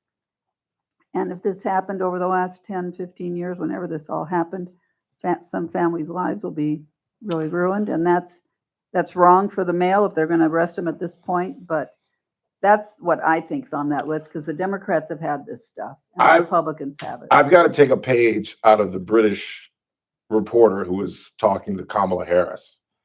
That is a class A1 pivot, Mrs. Abernathy. From what? From the question that I asked you. Marjorie Taylor Greene? We're talking about the president calling a fellow Republican a traitor because she disagrees with him. Yeah. What are your thoughts? I don't agree with calling now a we're person a traitor. Okay, but thank Donald you. Trump has a mouth that doesn't always work best for him, and a lot of us cringe. But what he does as his agenda, I love. But what he sometimes sports out, yikes, it'd be tough. Like, as much as I'd love to work in that White House, I'd have days where I would really be go home and say, yikes, I thought everything was going so well, and then something rough that he said. So that's not good, but we haven't, Biden wasn't good. Everybody has their good and bad points. Trump's good point is, in my book, he governs well. His numbers are in the 30s. We'll see. We'll see. There's been a lot of beating up of him over this in California. That's all that's been going on for the last 2 months to get this Prop 50 passed. That was all about beat up Trump. And so they got it passed. I'm proud of Kern County. We total statewide no vote, which is what we wanted, was 36%, but in Kern County, it was 44.5%. Yeah. Excuse me, 55%. 55. I keep looking at yes, like that's where I was on this. No, the no vote in Kern County was 55%, and I think that's pretty good. On Prop 50? Yeah. But at statewide, the no vote was only 36%. LA County pretty much takes care of everything. But we went higher, and I think that's a big deal. So okay, let's get back to Epstein. If this thing overwhelmingly passes in the House, which I suspect it will, and overwhelmingly passes in the Senate, which I suspect it will, I think it's garnering momentum. John Kennedy's come out and said he's voting for it. South Carolina, Lindsey Graham, Josh Hawley, and Tillis all saying they're going to support this. What happens when it hits the president's desk? he said he'll sign it. He's not going to veto it. No. Okay. I don't think there'd be any point, and he's already said, I guess this weekend he said it. I saw it. Then why have we gone through all this stuff? Why did they bring Lauren Boebert into the Situation Room and try to get her not to sign on the getting us in over the I am goal line? presuming that there are people that I guess we can't call them decent if they weren't decent 15 years ago, and they are decent and great now, that there's people on there whose lives will be ruined. They know who they are, and that bothers them, and maybe that's why they called them in. I don't know. Totally guessing, but that's my thought, because the Democrats had this for 4 years. They didn't release it. If it was going to destroy Trump, you don't think they would have released it? For goodness sakes, they could have done it September 15th of last year. So if that's why I don't believe it's about Trump, but I do believe there are business leaders, big names, big corporations that could be in this. I'm just guessing. Shouldn't they be exposed? Well, I don't know what it is in the Epstein files that is so legitimate. If these 20 guys flew with us to this island, then does it go into, and then they did this and they did that with this child or whatever? I don't know. I don't know how it's coming out, so I can't presume, but I do think it's going to, if there's anything like that in there, which some of these senators, I guess, in Congress have read it, so they must know what's in it, right? It's not a secret what's in it. No, they've had the file. So I can't add to the conversation much, but I do think it isn't a politician that's in there as much as it is business leaders that would travel in Epstein's circle. Yeah. I wish they'd investigate more the deal about him hanging himself. I have real trouble believing that part, because he met just the night before with his attorneys, and they're plotting out what their next step were. It just seems odd, and that he got such bad news from them, which I doubt any attorney would give him bad news because he pays his bills. That they didn't tell him that, yeah, we can do this and we can do that, and then the next day he hangs himself and the video wasn't running. Yeah. So that to me is something, but the whole thing just doesn't make sense. How Ghislaine Maxwell has got this sweetheart deal. She meets with Todd Blanche, then she gets switched from pretty harsh prison in Florida to a club fed in Texas, and then we find out that the warden is on foot, that she's doing secretarial duties for her, commutation papers. She's getting aren't getting, and this is a woman who's doing a 20-year straight human trafficker. The whole thing. There's not one segment of this thing that I understand. No, it's all based on very sick stuff, and what goes on in those prisons, I don't understand either. But I don't know. It's like Martha Stewart was first put in a rough place, and then she went to nice. But hers was all investing and doing financial things, not doing anything like what this woman did was pretty much make everything work out for Epstein and his gang. So crazy. Anyway, what about the? I'll let you in here in just a second. What about the thoughts of Megyn Kelly that it's not pedophilia if they're a teenager? She's almost saying that the definition of pedophilia has to be under like 10 and that kind of thing, kind of infants. Well, I mean, there's I don't know. There's certainly, but a law is a law, so she can say that all she wants, but it's the law. But there are certain 17-year-olds and 15-year-olds that maybe have been doing something similar with boys and don't mind what they were doing, but that's still wrong because there's a parent involved and they don't want it. It's still statutory rape if it's two 15-year-olds. Right. So I don't understand why she's saying that. I really don't. I really, really don't. Are you going to see her? Yeah, I may challenge that. Are you? Yeah, you should ask her. Question here. You should ask her. Did you say this? Yeah, you really should ask her. Is there a Q&A period? I doubt it. In the convention center, how would they manage it? I don't know. Yeah. What do you have? You have notes there. What do you want to talk about? Well, one thing I just want to alert voters about, that if you get a letter from the county, this thing called ballot curing, it's legitimate and you should fix it. You should resolve it. It means they don't like the signature you submitted on your ballot. And so they're sending you a form, which is you got in the mail. If you don't have it, I've got blank copies of them. And they just want you to sign what your signature is. And from this day forward, that will be your signature. I don't think that's kind of a weird way to confirm, but that's what they're doing. So there's about probably 1,000 people that are getting that letter in Kern County, and they only have till the 30th of the month to submit this revised signature. I have the list, not with me on me, but at the office. This is a big deal? Well, to me, it's important so that next time you vote, you don't do the same wrong thing where you sign it in a way that they don't like. And people, I don't want anyone to get all frantic. Oh, I don't think I signed it. I didn't sign it like my driver's license. It isn't that. They have machines first look. And, I used to write Catherine M. Abernathy. Now I write C.M. Aber, and I haven't gotten a letter because the machine can tell that it's your style or whatever. But I have not changed my signature since I was in college. Oh, good for you. I mean, really? Is that something to be pat on the back for? I must be lazy. How do you change your? Well, I just shorten it, I guess, whatever. But what's true is young people weren't taught cursive, and they'll just write, if their name is Ed Jones, just print EJ. That's what they're doing. Oh, don't even get me started. Scott Galloway, who I told you about, the book that he's written about men, was on, you got to start watching Bill Maher. Yep. You really do. He was on Bill Maher, and he's got a viral quote going on where he's telling young men, go out, get drunk, go to a bar, and meet somebody. Because this group of young men watching porn, and 18, I the statistics when the book first came out, 45% of 18 to 25-year-olds have never asked a woman out in their lives. 45% of 18 to what? 25. Wow. Which is like everything's group, the group meets somewhere. Well, it's just crazy because that's your sexual peak for men. So I've said God has a sense of humor. Your sexual peak was at like 35, 40. But for a guy, it's like 18 to 25. And it's like, God's just laughing at us. He's just, I don't know. That's just crazy to me that these guys, they don't know how to communicate.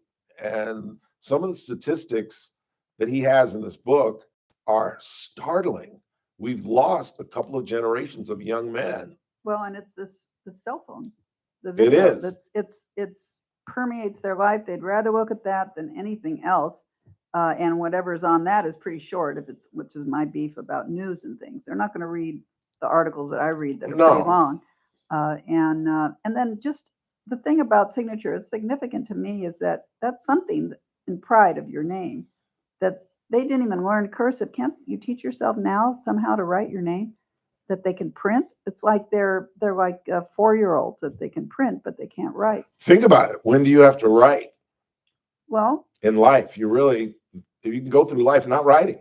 Yeah, you can. You really can. But I got a handwritten note from a woman whose husband passed, and I got it, and it's just significant. A thank you letter. My daughter made her. She wrote thank you letters to all the people that donated to her pig. So many people said during the fair, they said to her. I was hoping you'd explain that. I don't mean recently. I mean when she was in high school. But they thanked her. They said, I never get thank yous. These are people that give all the time. And so I think it's important to stop what you're doing, sit down, write it. I have to tell 25-year-old young people in my office, the interns and things, where to put the return sticker, where to put the stamp. Oh. They've never addressed an envelope. And Wow. so I wonder what else. That's minor in the big scope of things, but that's just something else. So people say, well, we don't need to mail anymore. We can email. Yeah, it takes about a second to write an email, but you have to actually sit down and focus, I think, a little more when you handwrite a note. Anyway. And it's definitely more personal. There's no question about that. I told you the story of a grandfather who gave each of his grandchildren a $100 bill and an envelope with a handwritten note because he wanted them to know all your life you keep that in your wallet. And the kids couldn't read his note. That's scary. Yeah. That really is. Cathy Abernathy is our guest. Should I not be making a big deal out of the Mark D. Camillo UC Berkeley Institute of Governmental Studies poll that says that now, first the Emerson poll 2 months ago had Steve Hilton on top with Katie Porter second. Now it's got Chad Bianco on top with 13%. Katie Porter second with 11. Hilton is third, tied with Xavier Becerra with 8%. But 44% of the electorate is undecided. Do we have a chance here? And I was wrong about Alex Padilla, but I was right that someone with the name was going to jump in. And the rumor is, word around the campfire, Swalwell is going to get in before the end of the week. I'm a person that thinks Katie Porter won't last. Oh, and that's why he's in. Get the F out of my shot. And it was over. It was done. She's a mean-spirited kind of, and again, I'm not fat shaming, but it's politics, y'all. She's a heavy set, not very attractive woman. And you can get away with that if you have a rosy personality. People look beyond your looks. If you've got good character and you're a nice person, she's a horrible human being. She's not even nice to her staff. Yeah. So how can people, she's so done. But she's still in those numbers. And yeah, I think that's why Swalwell got in, because he saw there's room for a non-Hispanic Democrat. Yeah. And because I didn't vote for it, you folks may have. We don't have a primary system anymore. The top two of whatever party get out, no matter. So it could be 2 Democrats, could be 2 Republicans, but I doubt it. That's what Mr. DiCamillo said. He said, "Wouldn't it be something if it were Bianco and Hilton?" Well, I said, "Well, I wouldn't hold my breath." Right. Yeah, Bianco's got a lot of law enforcement. I guess he's got every sheriff in the state. All 57? Yeah. 57 others? 56. Well, there are 58 counties. Oh. excluding his. That's right. 57. That's right. Okay. Yes. Even I was thinking of Hines when you said 57. I'm old. Yeah, he's got all that going for him, and he does have the issue of he has a Hispanic last name, or maybe it isn't Hispanic, but it sounds Bianco? like it. I think that's Italian. It could be Italian, but it could. I don't know. I'm not an expert. I wouldn't know, but so I don't know, yeah. Sheriff. You're listening. Tell us. Not Mr. Bianco, our young blood. He knows him. Yeah. Does that matter? Is he Italian or Hispanic? I'm assuming he's Italian. I don't know, but he'll have a strong chance. Hilton is, very eloquent, knows all the issues really well. But I'm a person as a Republican that says, what can a Republican governor do? He can veto, but what else can a Republican governor do? If that legislature stays the way it is, which it will stay that way till eternity. It's going to get worse. If they don't pass reform of how these lines are drawn, of which gonna I get have worse. a plan. So It's going to get worse. Yeah. Final, I'll leave you Yeah. with this. What's going to happen with the ACA extensions? Are they going to extensions now? Hakeem Jeffries wants a 3-year extension. There's no way in the world Republicans are going to sign off on that.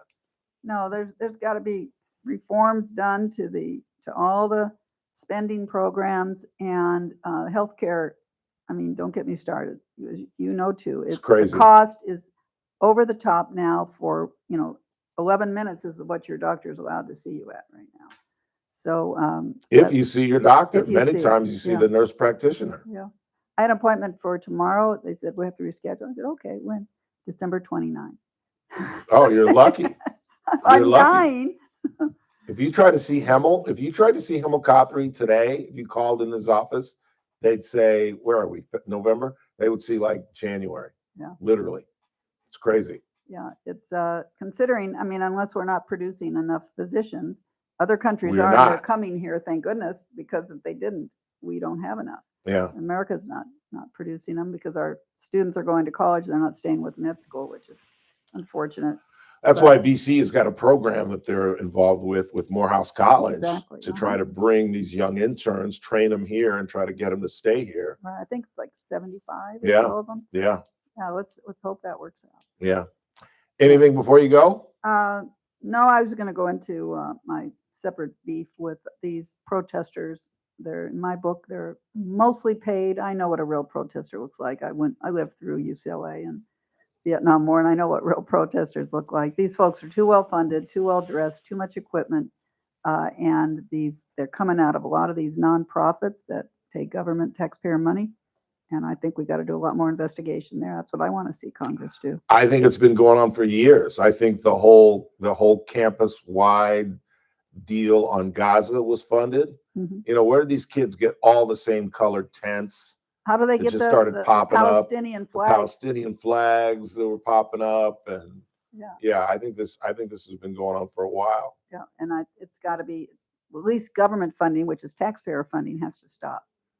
Or whether If it's people want to write their own checks to these nonprofits, fine, but taxpayers should have a choice. whether it's George Soros or whoever it is, Mhm. Is America ready for a woman president? Yes, of course.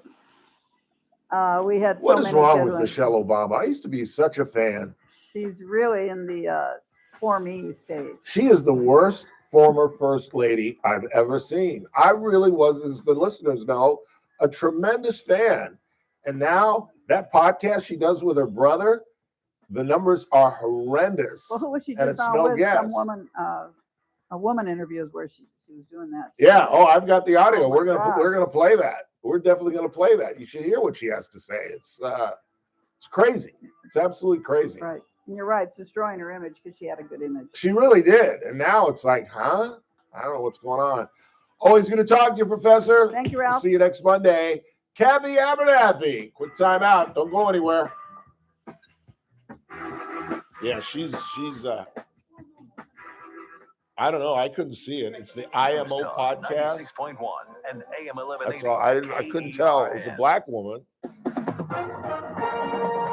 Hey, Professor Siri. at News, I'm Mary What is the Rose. The IMO UN Security podcast? Council has approved a U.S. plan for Gaza that authorizes an international stabilization force to provide security in the devastated territory and envisions a possible Doesn't say who future path hosted it. to an independent Palestinian state.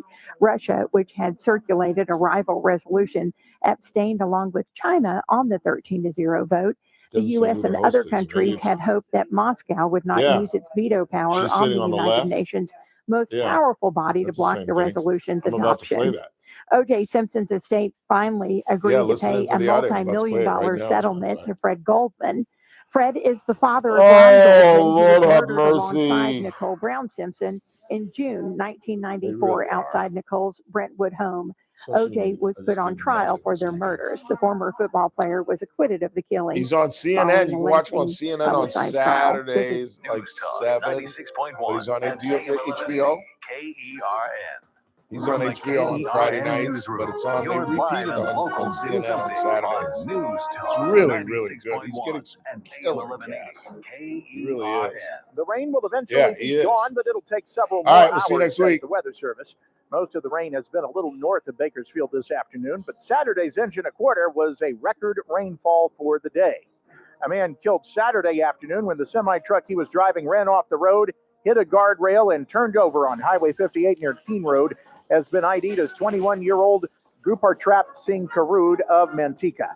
CHP does not believe drugs or alcohol were involved. But police do believe a man arrested last night when he hit two parked cars near the vigil for 8-year-old Xavier Alvarez was drunk, and he was arrested. Alvarez was killed 2 weeks ago. I know. Police say by a drunk driver. I'm Chris Davis in the KERN newsroom with news every half hour and when it breaks on FM 96.1 and AM 1180 KERN. The following is a paid advertisement by Family Vacation Getaways with the purpose of soliciting sales of vacation ownership.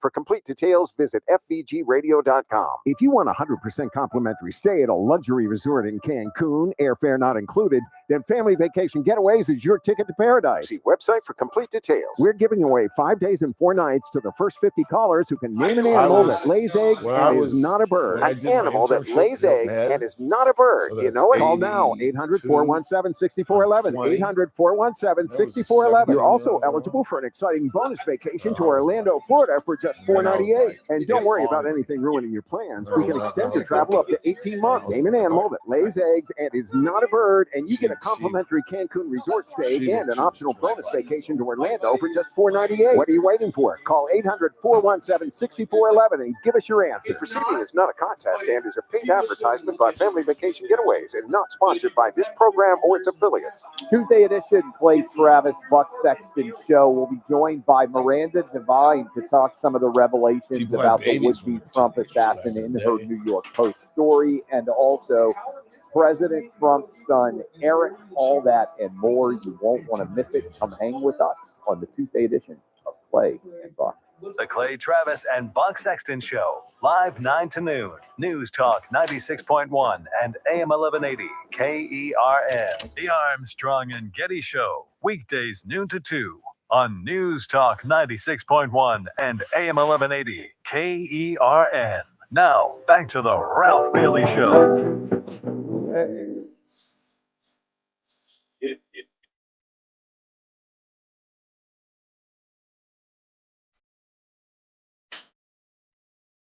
Yeah. Not too close. Not too close. Look at that. 842-5376, 842-KERN. Let's check the board. See what you all are talking about. What do you got? My husband says that Trump is playing the Democrats.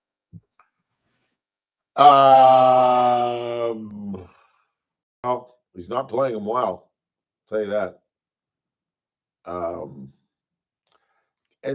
don't know. I'm just confused. He got off to such a fast start, and the tariffs were the first thing that I didn't understand, and then the Epstein thing that they created. That's what I don't understand. They were the ones that said that we're going to expose this, and we're going to do all of this, and we're going to release the JFK files, we're going to release the Robert Kennedy files, we're going to release the Martin Luther King files. Like, what does that have to do with anything? What does that have to do with governing? And I don't know. I just think it's all about affordability. And the good news is that prices are actually coming down and will continue to come down, although pundits are insisting that we won't feel it until March. But the reality is things have increased. Coffee is up from a year ago, 41%. Steak is up 12.7%. Ground beef, if you're trying to go cheap and just serve hamburgers instead of steak, ground beef is up 11.7%. And bananas, of all things, are up 8.6%.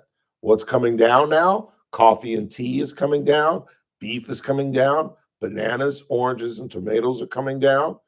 So, but again, according to these economic pundits, we're not going to truly feel it until March. But Aldi's says that it's going to be cheaper. Thanksgiving's going to be cheaper. They've got a $40 21 product, 14-pound turkey deal that serves 10 people for 40 bones. That's not bad. Walmart says they've got something that's under $40, and Kroger has a deal that can serve 10 people. It's a 16-pound turkey, and I can't read the name of the other ones. Oh, Target has got a $20 deal for 4 people. So this Thanksgiving, if you do it right, can be less expensive than last year, but don't expect to see a big price change at the grocery store until March. That is according to our pundits. What else you got? So everything is so sexualized, and that makes it okay? That's from Vicky. Yeah, I'm not on that.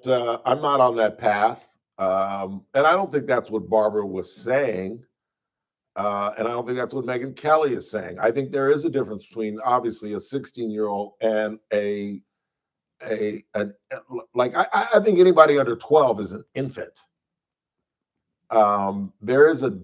There's got to be a different mindset, at least. See, I don't even like talking about this, like as if it's okay just because a 16, 17, 18-year-old looks closer to a woman than does a 10-year-old. The maturation advantage that you have is unbelievable. I mean, didn't we all at some point have a crush on our teachers? I know I did. I loved Miss Mickish, one of my English teachers. Absolutely loved her. Then when we went to Europe with our assistant principal, I found out that he was sleeping with her. That kind of broke my heart. I overheard a conversation I wasn't supposed to overhear. And but I mean, don't we all? And again, pedophilia is, I don't think it's like a sexual preference. I think something happened to you. Either you were molested as a child and it's kind of like tweaked your brain and it's changed who you are. And now this is how you satisfy yourself with these young women. And I think there's an absolute mental aspect to it, where I'm in control of this child and I'm calling the shots, as opposed to a fellow adult who you're on equal grounds with. You know what I'm saying? There's just that power element, Like Bill Clinton could have slept with anybody he wanted to, but he chose a 21-year-old intern. Now that's legal and everything, but really, of all the people, this innocent young 21-year-old, that you're like a 50-something-year-old man or a 40-something-year-old man, and you're texting her and buying her gifts, and I don't know. I have no idea what I'm talking about. What else you got? The Epstein girls, where are their parents? Have they been prosecuted for anything? That's a good question. That's a good question. It gets back to the Chris Rock statement. If you got a daughter on a pole, you're a bad parent. And how in the world it's my understanding that it was under the guise that they were working for him. Right. And that's how Trump got upset that he was poaching some of his staffers, including Gouffre, the woman who took her own life, who once worked for Trump, and either Maxwell or Epstein lured her away, and she became part of this teenage harem that got Ghislaine Maxwell a 20-year stint. And now she's, kicking it in a Club Fed, which is just one of the biggest travesties of justice, and, filling out applications. She's safer. I read you the testimony or the report that she gave, how I don't see this, and I don't see fighting, and boop, boop, boop, boop, boop. And she should be in one of the worst prisons that there is available. She is a god-awful human being. In some respects, in my opinion, she's worse than Jeffrey Epstein. Because Epstein was just sick and demented. But this woman fed into that dementia. She lured these women as a fellow woman who had to understand what it was like to be 16, 17 and vulnerable. That's why Epstein used her, because she was a better bait than he was. It's just, and those women are scarred for life. You know, there's one thing that I have argued when it comes to older women or older men with teenagers. I've always said, and maybe this is wrong, and maybe this is what Megyn Kelly is saying, that I think it's different between a man sleeping with a child and a woman sleeping with a child. I really do. And maybe I'm absolutely wrong about this. I think for a 16-year-old boy, it's the highlight of his life. Let's be honest. That's what Risky Business, all the John Hughes movies were all based on. The fantasy of a teenage boy being able to hang out like an adult. The Ferris Bueller movie. That's what it's all about taking a day off from school and driving around in a really hot car with a really hot girl and doing adult things, going to a Cubs game, being a part of a parade, and just screwing life as a teenager and acting as an adult. And I don't think that men that have children, 16-year-olds, boys that have sex with a 35-year-old woman is ruined the way a 16-year-old woman can be ruined by having sex with a 35-year-old man. I think that women are smarter than we are, and their idea of sex is, in many respects, different than a man's. Again, I have absolutely no idea what I'm talking about. I'm just telling you on my own life experience, not that I had sex with older women. I didn't have sex with anybody when I was a teenager, not even other teenagers. But I believe it's that old Chris Rock deal. If you've got a daughter on a pole, you were a bad dad, and they're looking for something. They're looking for some father figure. You know, that's what older guys look for. It's classic. Women with daddy issues. It's classic. It really, really is. Let's go ahead and take a break. When we come back, we'll get into the Michelle Obama nonsense. Michelle says, don't ask her to run for the presidency because the country's not ready. What's crazy is, I honestly think that if she ran, she might win. But once again, she is tearing down our country, just like she did when she said, I only became proud of my country when my husband won. Really? That's the first time you were proud of this nation? Really? Okay. Well, wait till you hear what she has to say in a IMO podcast, whatever the hell that is. Then we'll delve further into the Megyn Kelly situation. We've been talking about it a lot earlier than I thought we would. We'll recap our top story, Donald Trump saying that he has changed his mind. I didn't challenge Cathy on it because I didn't want to get into it. But has anybody else heard that he's going to sign this thing if it gets to his desk? All I've heard is that he is encouraging Republicans to vote for releasing. Now, maybe that, along with it, means that, of course, if it gets to my desk, if I'm encouraging them to vote yes, then I'm going to sign it. But I haven't heard him say that. And if the vote is close in the Senate and it doesn't get to 67, meaning that it's unable to override a veto, I still think he might. Unless somebody's absolutely heard him say, I'm going to sign it if it hits my desk. I haven't heard that. Maybe Cathy knows better. Quick timeout. Coming right back on this gloomy Monday evening, right here on the Ralph Bailey Show, News Talk 96.1 and AM 1180 KERN, where we're streaming live at kernradio.com.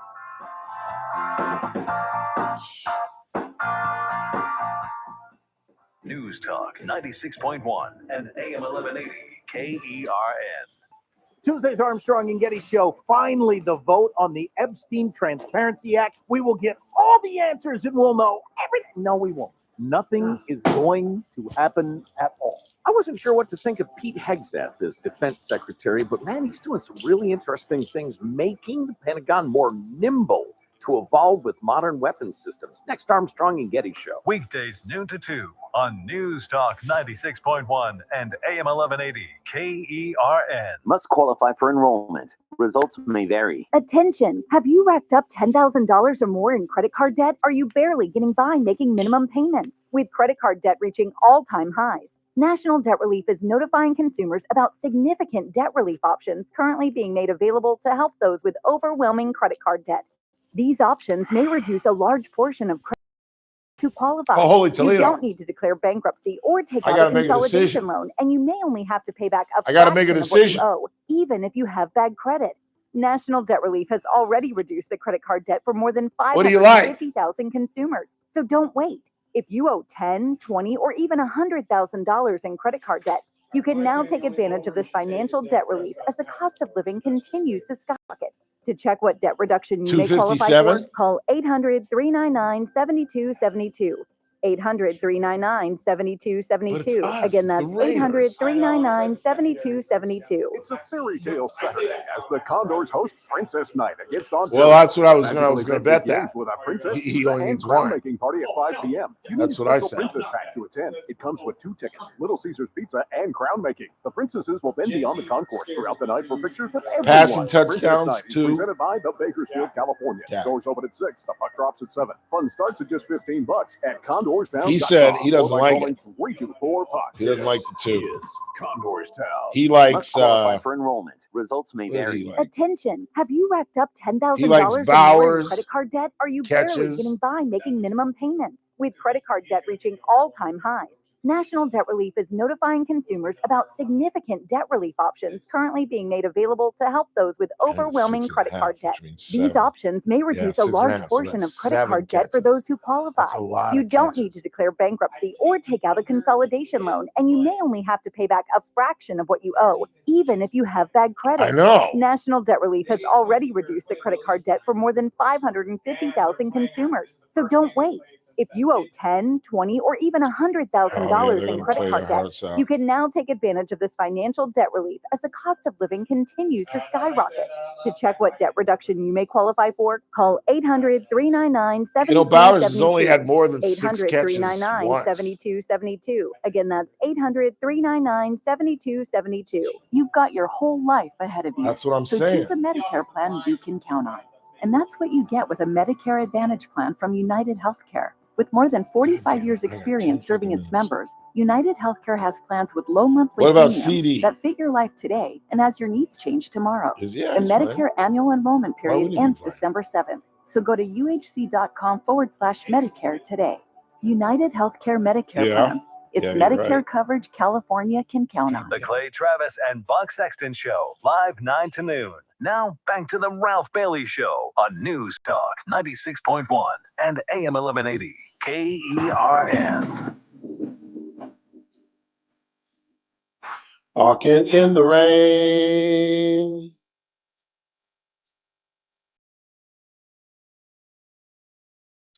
Never be the same. Look at that. One of the 300 billion in circulation. Watch what I do with it.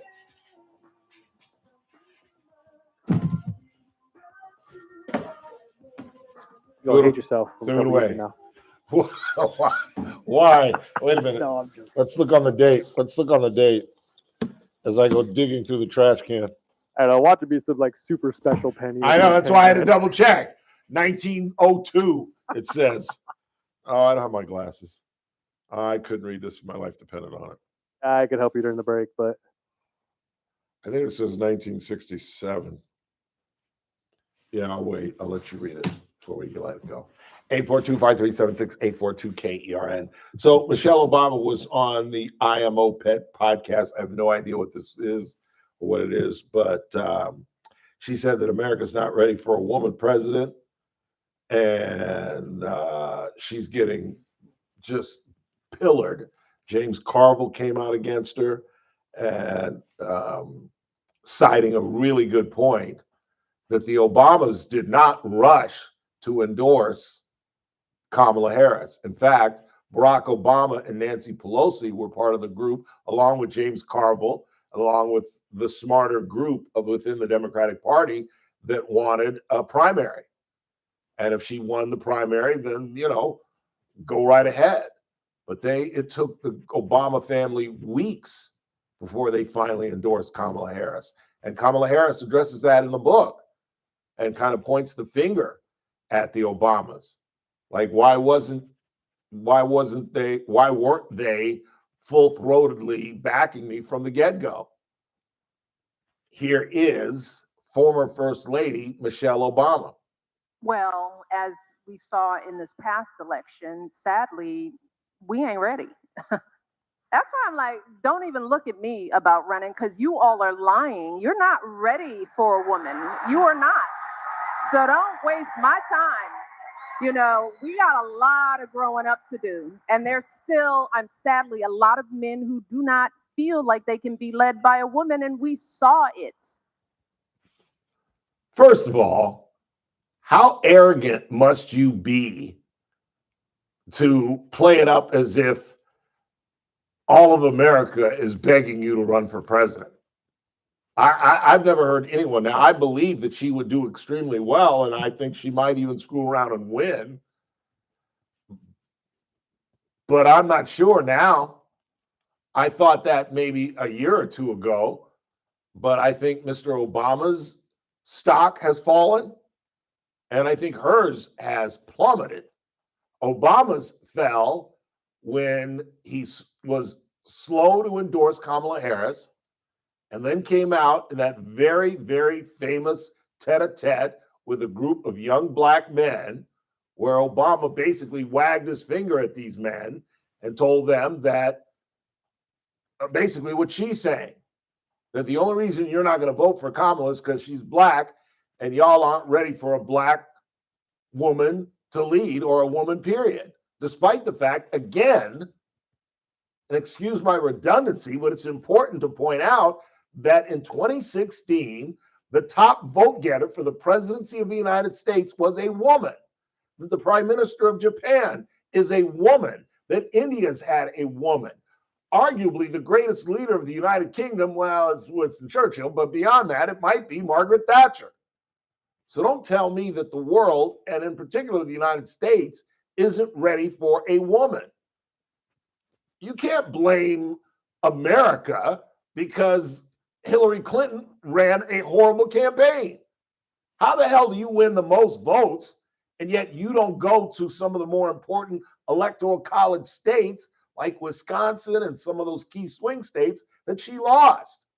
But more Americans, including men, voted for her over Donald Trump. Doesn't that just basically make your whole argument moot? Not even moot, irrelevant and ignorant. And I don't understand what this woman is thinking, or what. That's why that podcast she does with her brother, Craig Robinson, is failing. It's not doing well at all. And she had her husband on. He was horrible. I watched that. He was horrible. He went on to some rant about how children shouldn't have ketchup. I am not making this up. They spent about 10, 15 minutes talking about how he would deny the children ketchup and how they loved when dad wasn't around for dinner when they had fries because they could have ketchup. Wait, was this guy the president of the United States and she was the first lady and they're talking about ketchup? Let me guess, because it has too much sugar? I don't know what his issue was. That's wild. It's crazy. He says the only thing the ketchup should go on is a hot dog. What in the? No. He said it shouldn't go on a hot dog. My bad. He said Should not? Should not. And I tend to agree with that. Well, he's from Chicago, so they have their own. The whole mustard relish. Yeah. But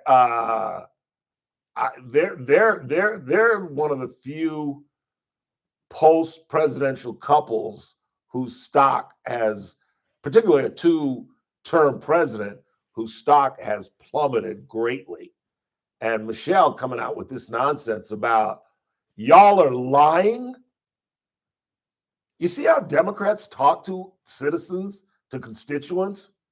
that we're lying, that we're somehow secretly sexist, and we're not open-minded. Only Democrats, only the Obamas are open-minded. If the rest of y'all are just lying and stupid and ignorant and still in the mid of the 20th century. Technically, she said men in general. So she's counting Democrats in that as well. It seems to me that she thinks only women are ready for that, which is another wild statement. And to believe that she could win, and don't ask me to run, like she's in great demand. I don't know. The Democratic Party is in such trouble. Meantime, they've got a bunch of centrists who are successful, and they haven't learned their lesson. Thank God, because the Republican Party would be in big, big trouble. I'm telling you. They were talking about Joe Rogan this morning and how Rogan has switched because Rogan was a liberal. Rogan voted for Bernie Sanders, I believe, in 2016. And he, like but much later, was run out of the Democratic Party. It was the wackiness, the cuckoo, nutsy transgender issue and every other woke issue that absolutely moved Joe Rogan, because they were talking about how the Democrats need their Joe Rogan. Well, you had him, and you ran him out of your party, just like you ran black men out of the party with Kamala. And Barack Obama wagging his finger like he's, Dr. King, telling black men that they aren't ready. I've told you the story about Dr. King and the responsibility of being a leader and having people look up to you. In 1960, this was part of the transition from black folks being Republicans. It began in the Roosevelt era, 32 through 44. And then there was kind of some ambiguity with Eisenhower. And then there was a massive switch with John Kennedy, a massive switch, where I think it went from maybe 40% of African Americans identifying as Democrats to about 60%. And Martin Luther King in 1960, absolutely, I think he just won the Nobel Peace Prize. He's now, it's past the 1955 bus boycott. He is a national figure, and he knows that he can put his thumb on the scale by whom he endorses. And he refused to endorse John Kennedy. Why? Because he knew he'd be putting his finger on the scale. And he didn't want to do that. He wanted African Americans to, as he put it, go across the street and see what the other guy is selling. And that was the beginning, in my opinion, the demise of the African American vote. Because after that came Johnson and the civil rights legislation. And as Johnson said himself, and I can't quote him, but I'll have those niggers voting Democrat well into the 21st century. And Lyndon Johnson was one of the biggest bigots who's ever sat in the White House. Quick timeout. We're headed into the 5. I'm minutes from game time. I've got to make a decision with my last $10.42. I'll tell you what I'm picking when we come back. Don't go anywhere.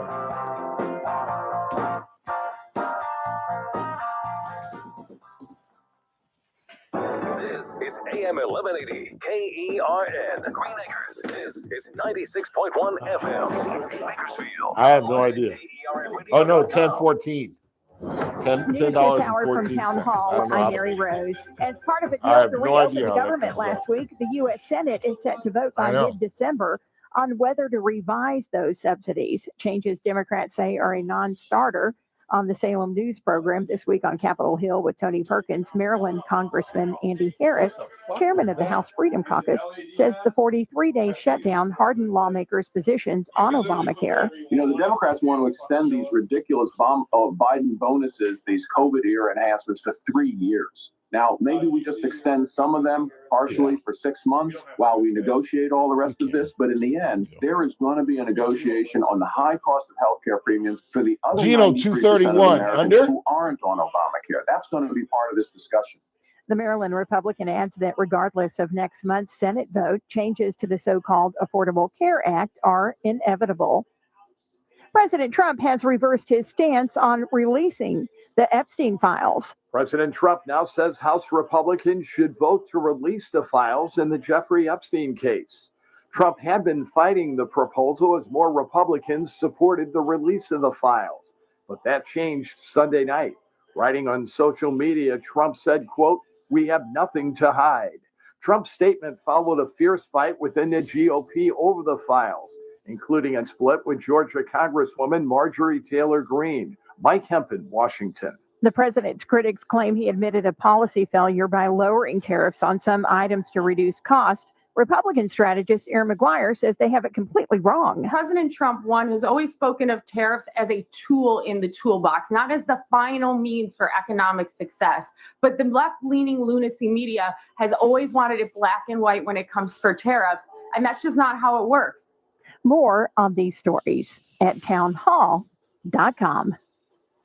Americans are getting overwhelmed with the unpredictability of the Middle East situation, the ongoing government shutdown, and growing social upheaval at home. These all add up to a perfect storm of uncertainty for financial markets. Call Advantage Gold now at 800-741-GOLD to get your free gold and silver rollover information. We can help you navigate the complicated options you may be considering for your IRAs and 401ks.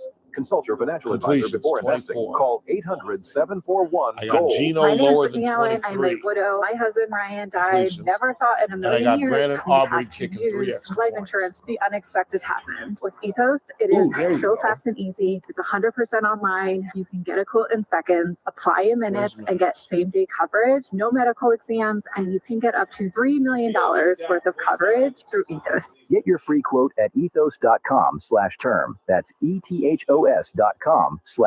Time spent on application may vary. Online health questions required. From the KERN Newsroom, your live $10 and local wins me news 80. update on News Talk All right, that's what I'm going with. 96.1 I'm in. AM 1180 KERN. I'm in. Gino to have less than Trial 23. is off again, but Aubrey on to have again. 3 extra I'm points. Chris Davis. That's Dak, the trial for 74-year-old extra Alan points. Booth, who was accused of driving drunk and hitting several Prescott to people have more who than were at the Bakersfield 24 Christmas parade back in 2023. 24 or more. The reason the trial And has been Crosby won postponed is sack. because his lawyer is ill. But the trial has a new date for December 8th, if you are keeping up. You may remember when Booth Okay, my was last given a 10 blood bucks. test, it came out with a 0.25 Gino to have less blood than alcohol 23 level, receptions. plenty drunk, and 3 times the legal limit. Less than 23 He's charged with assault with a deadly weapon.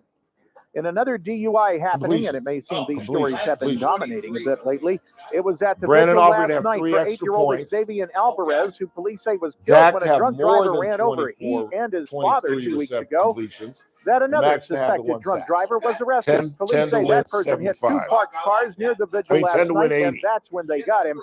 Yeah. They have not given out that I'm name telling yet. Bakersfield PD and No the court kidding. are looking for 62-year-old Sukhbinder Singh. The man did not show up for court last just week them and to had drive on agreed the to first face charges drive. that he exposed himself to and asked a 16-year-old girl for sex Did you see the game back last in 2023 night? at The Kansas Gasoline City Alley game? and Pacheco Road, and that was while both of them were driving, say police. Fifth He player is charged game. with He's got- indecent I need exposure and annoying Worthy or to have molesting one a more child yard. and propositioning a minor. Fifth More play rain of the game, is he's got happening this Worthy wide afternoon, open for adding a to the touchdown. inch He'll and a put it quarter that has already fallen had and set a 2 record steps for a on the day's guy. rainfall. That was Saturday. While much of the rain this afternoon has been north of Bakersfield proper, those rain chances continue into tonight and taper off finally tomorrow morning. I'm Chris Davis in the KERN newsroom with news every half hour and when it breaks on FM 96.1 and AM 1180 KERN. Oh, that Eagles Lions game, that PI call was bullshit. Although it What do you think? This is the Army where you shoot them a mile away? You got to get a post like this. Little thing, you blow their brains all over your nice Ivy League suit. It's the Ralph Bailey Show on News Talk 96.1 and AM 1180 KERN. Now make sure you leave the house when you make the call. You understand me? You hear me? Call from an outside line. I mean it. Call in or text to 661-842-KERN. That's 661-842-5376. Yeah. Listen live at KERNradio.com. Now, the host you've been waiting all day for. Live from the KERN studio, here's Ralph Bailey.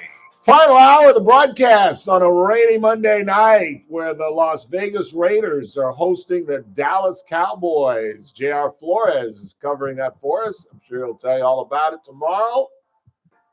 He is at Allegiant Stadium in the press box as we speak.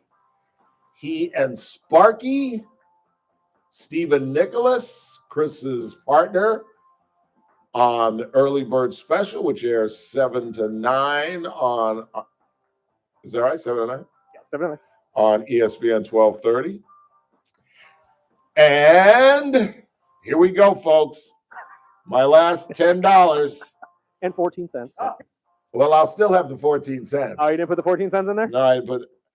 Could I have done? I should have done that. Probably should have, just to get it all out there. But can you change it? Can you change the amount? No, not after you place the bet. I've got Geno Smith to have less than 23 receptions. Okay. I've got Brandon Aubrey, their Dallas kicker, to have 3 extra points. So I expect at least 3 touchdowns tonight. Fair. Dak Prescott is going to have 24 reception completions or more. And Max Crosby, who's interviewing with ESPN as we speak, to have 1 sack. That's wild that it's only 1. I know. It's 0.5. 0.5. And all I need is just get there. Just get there.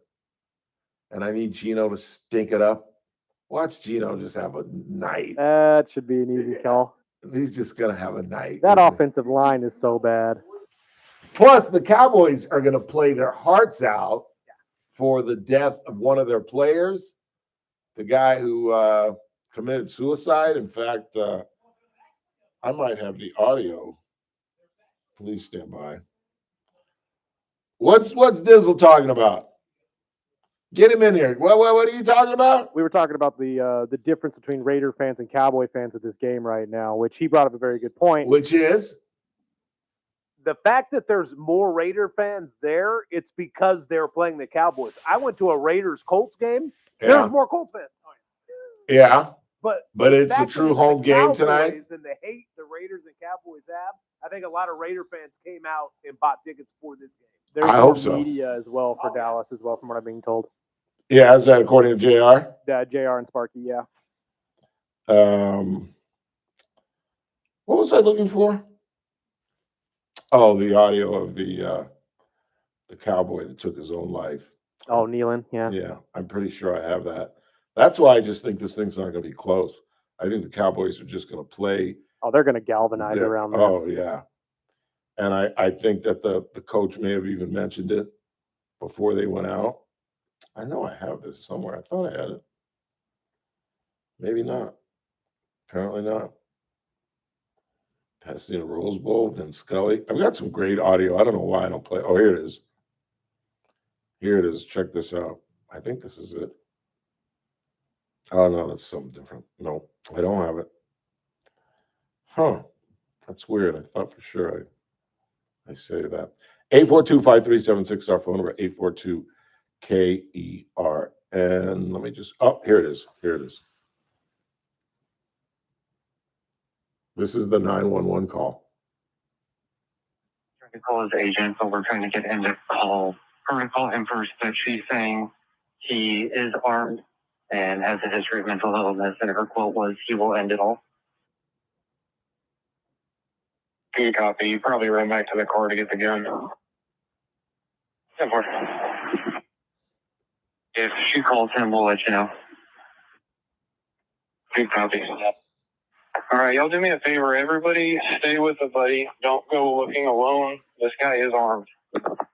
President, they just received a text from him, a group text saying goodbye. They're concerned for his welfare. They do not have a key to the apartment. This is my copy. I was on this call. We were just out there. There's nobody at the apartment. All contact from my phone. We have a lieutenant calling in from Plano advising that the NFL is calling Plano PD and the subject is texting his family goodbye. We're talking to the girlfriend. She's trying to So he was texting his family and telling them, I'm ending it all. he was saying goodbye to his family.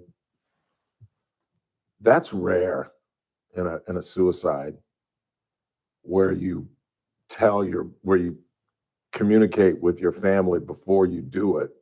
A lot of people leave notes and whatnot, but it's normally after the fact. Marshall Nealon was 24 years old. He had just scored a touchdown about a week before his death, falling on a fumble in the end zone.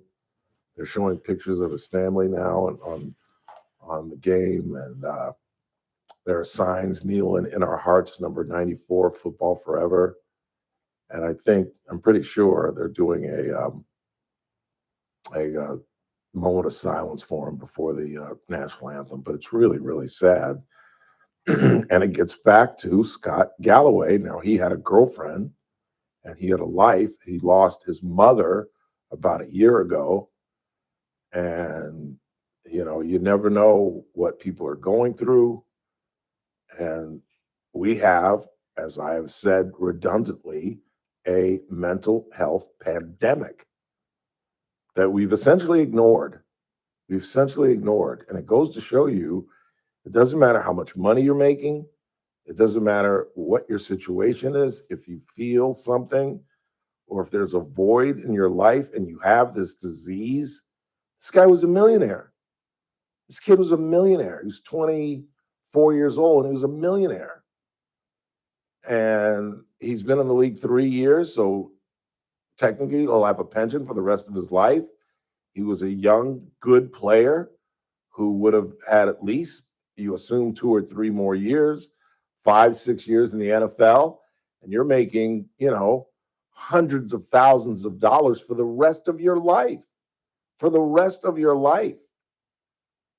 And yet this kid led the police on a high-speed chase, warned his family that I'm done. I just have to check out. And I don't know. I don't even like talking about this because I have absolutely no idea what I'm talking about. But I just think for some people, they're just not long for this world. They just, for whatever reason, something has occurred in their lives that has snapped. And I don't see how you bring them back from the brink. I really don't. They've talked with this man. They knew that he had mental issues. It's like the Fernando Jara situation where, he had to know he was in a spotlight. He had to know that everything that he did or does would end up in the newspaper. He's the husband of one of the most high-profile politicians in Kern County. And yet, for whatever reasons, he couldn't maintain his meds and he couldn't maintain a normal life, despite being in the spotlight, despite having, 2 beautiful kids, a beautiful, intelligent wife who may be on the rise politically, who knows? But it just goes to show that there is a pandemic out there. We've got a lot of sick people, and we're losing young white men who feel disenfranchised, feel like they've somehow been put at the bottom of the totem pole, and they have no skills. I'm telling you, I finally made up my mind. I had the 4 books that I was going to purchase, and I'm starting with Scott Galloway. And I'd love to hear from Stella, who is often in the chat room. She told me she was going to buy the book. I would love to spend 10 minutes with you, Stella. Call the broadcast and tell us your thoughts on this book. But I might even have some audio from Scott Galloway tomorrow. He was on Bill Maher on Friday. And maybe we'll go through that, given what's going on and given this problem that we have with young men, particularly young white men. There's a whole other issue with young black men, and that's education. That's our inability to wrap our arms around the magic bullet. That's the issue with young black men. And not having father figures, many, not having a moral compass and trying to take the shortcut, the easy way out, whether it's through sports or gang activity or criminality. But with young white men, they just feel like they've been pushed aside. They're not going to college. They're not dating. They're not even as Scott Galloway. I don't know if he was serious about what he said. I'll play the audio for you tomorrow where he said, you know what my best suggestion is for an 18 to 20, 30-year-old? Go out and get drunk. Go to a bar. Make bad decisions.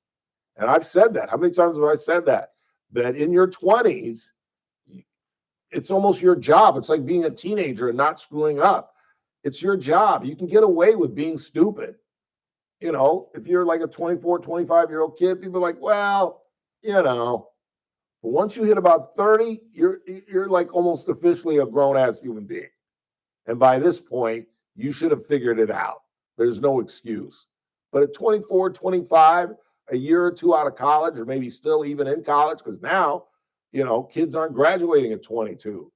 Kids are graduating at 23, 24. It's taking 5, 6 years to graduate. A, because many of them have to work and can't, you know, have 18 to 20 units every semester. And B, the colleges make it incredibly difficult in some cases where they'll set up situations where you have to take something your senior year and it's offered maybe one semester out of that year. And if you don't take it that first semester, now you've got to wait until, and you may have enough credits to graduate, but you need that statistics class. And you can either get lucky like I did and be able to take it in the summer at BC, or you have to come back the very next year and take one class just to graduate. And it gets more difficult and more difficult and more difficult. But there is no question there is a mental health pandemic, and we're doing nothing about it. We're doing nothing about it. Let's go ahead and take a quick break. We come back, check the board, see what you all are talking about. Bottom of the hour, who's in, who's out? Baseball writers will soon be voting on the next Hall of Fame class. And Chris and I will give you either my, that means they're on the border. And there's some just absolutely not. Chris mentioned one, Mr. Braun of Milwaukee. Absolutely not. I forget about the PED thing. Yep. No absolutely way. not. No way. No way. Barry don't get in, you don't get in. That's right.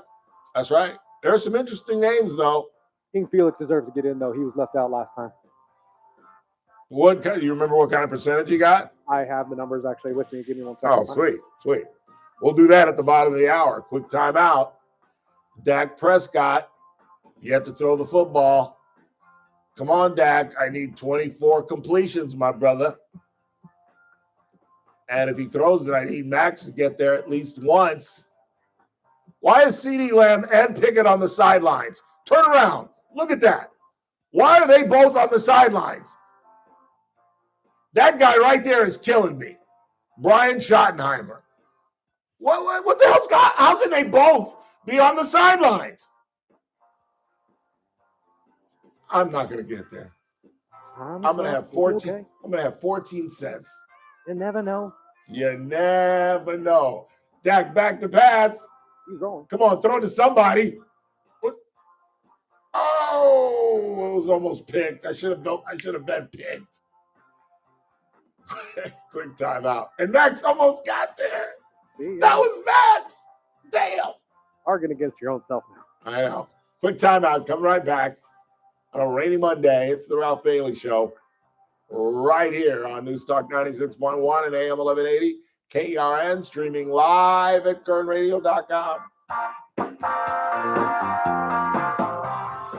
News Talk 96.1 and AM 1180 KERN. The JR Show, weekdays at 2 p.m. I'm tired of waking up and hearing another case of the DUI. We just had the Madison Williams case where she was found guilty. We have another trial going on where a 6-year-old was killed. Now again, I'm hearing an 8-year-old is dead because of an alleged DUI. Something needs to be done to fix this. Weekdays at 2 p.m. News Talk 96.1 and AM 1180 KERN. The holidays have descended on us. I literally saw someone this weekend driving home with a Christmas tree. And where would you rather be during the holidays than at KC Steakhouse?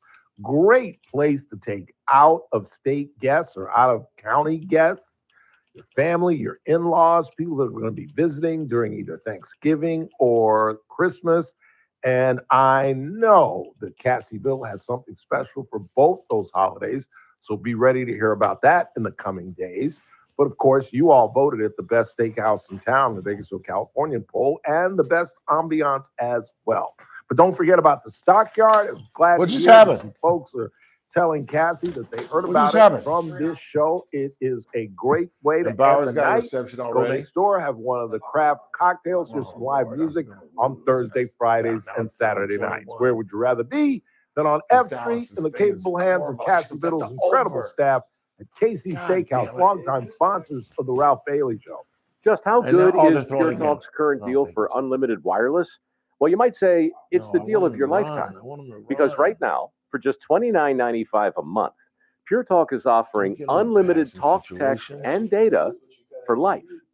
Not your phone's life, your life. Run the football, This is yes. Pure Talk's top tier plan. It comes with a crazy fast 5G network along with the 30 gig hotspot.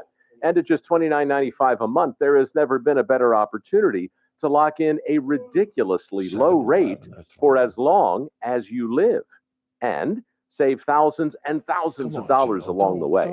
This plan is normally $65 a month, but if you switch today, you will save over 50% every single month for the rest of your life. See what I mean? It really is the deal of your lifetime. Dial pound 250, say Mike Rowe. Offer ends 12/7. Some restrictions apply. Details at puretalk.com. It's a winter wonderland of sweets at Dewar's. See the spectacular twinkling Christmas lights and enjoy festive decorations and hot chocolate. From November 3rd through January 5th, treat your family to handmade candies and holiday ice cream flavors. Write your letters to Santa starting November 29th, every Saturday and Sunday from 4 to 8 p.m. until Christmas. Snap photos and make memories that will melt your heart, just like our ice cream. Dewar's, where Christmas fun, light, and sweetness comes to life. Only at Dewar's, 2700 Callaway Drive. You've got your whole life ahead of you. So choose a Medicare plan you can count on. And that's what you get with a Medicare Advantage plan from United Healthcare. With more than 45 years experience serving its members, United Healthcare has plans with low monthly premiums that fit your life today and as your needs change tomorrow. The Medicare annual enrollment period ends December 7th. So go to uhc.com/Medicare today. United Healthcare Medicare plans. It's Medicare coverage California can count on. You're listening to The Ralph Bailey Show. Catch me weekday morning 6 to 9 a.m. on First Look with Scott Cox, News Talk 96.1 and AM 1180 KERS.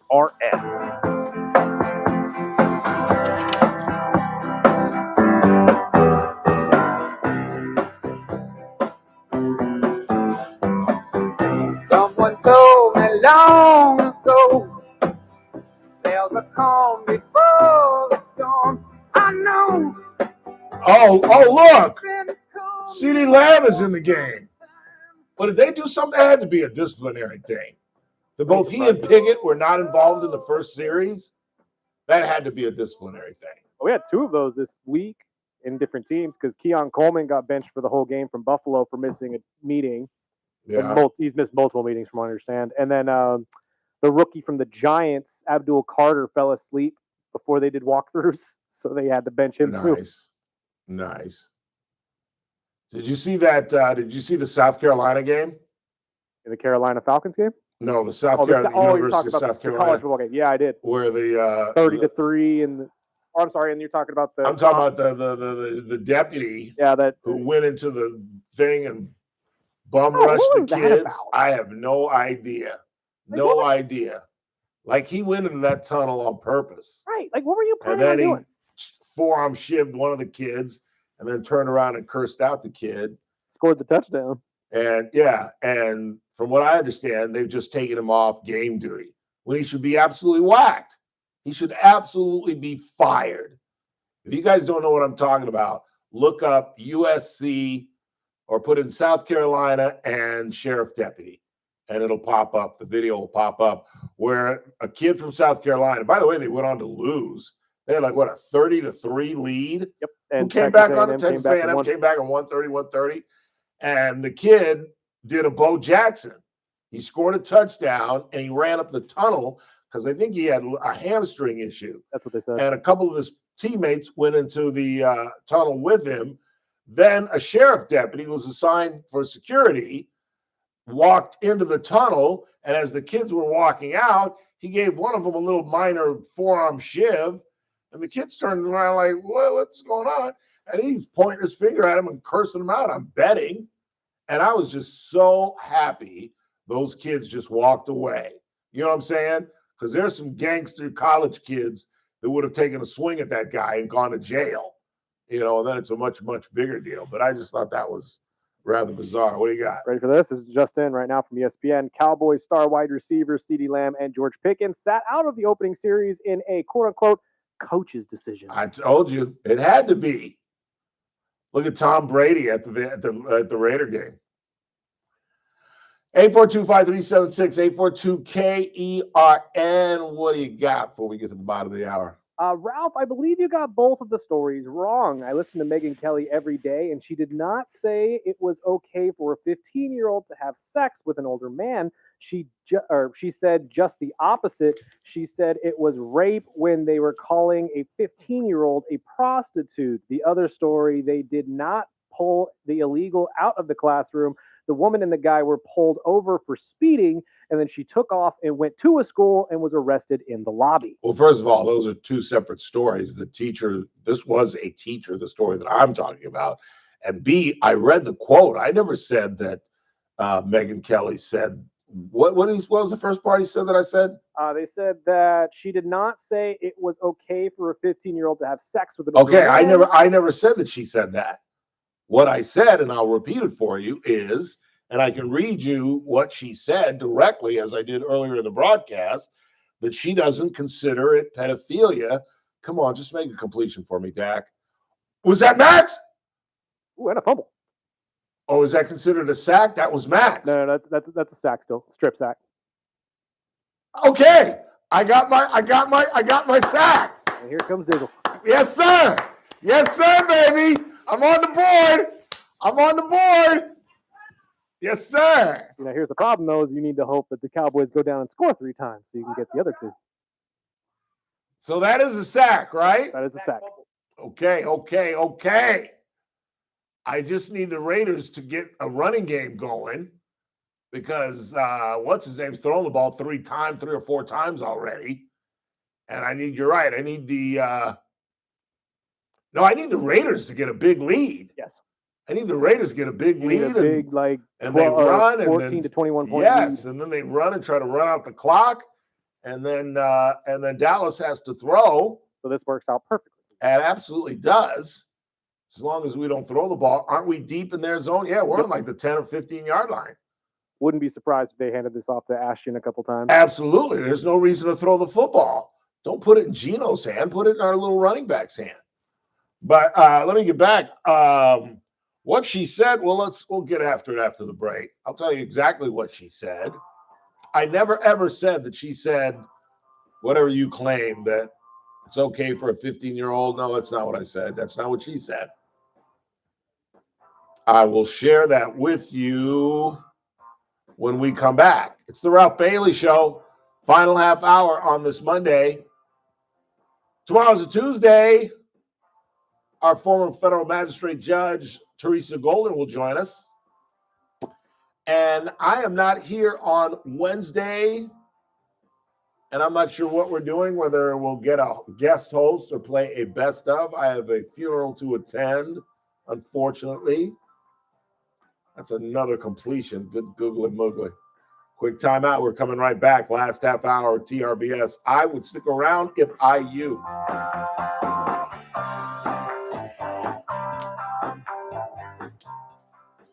News Talk 96.1 and AM 1180 KERN. With SRN News, I'm Mary Rose. A federal judge says the Justice Department showed in a disturbing pattern of profound investigative missteps in its indictment of former FBI Director James Comey. Magistrate Judge William Fitzpatrick cited misleading statements to the grand jury, the use of potentially privileged communications, and irregularities in the grand jury transcript, He ordered the DOJ to turn over all grand jury materials to Comey's lawyers. Comey is accused of lying to Congress in 2020 about authorizing FBI leaks to the media. The U.S. Department of Justice on Monday filed a lawsuit challenging California's ban on federal law enforcement officers wearing masks while on duty. California Governor Gavin Newsom signed the legislation in September prohibiting masking by local and federal law enforcement officers. This is SRN News. News Talk 96.1 and AM 1180. What's that? Nine sacks in 2 From the weeks? KERN Newsroom, your live and local news update on News Talk 96.1 and AM 1180 KERN.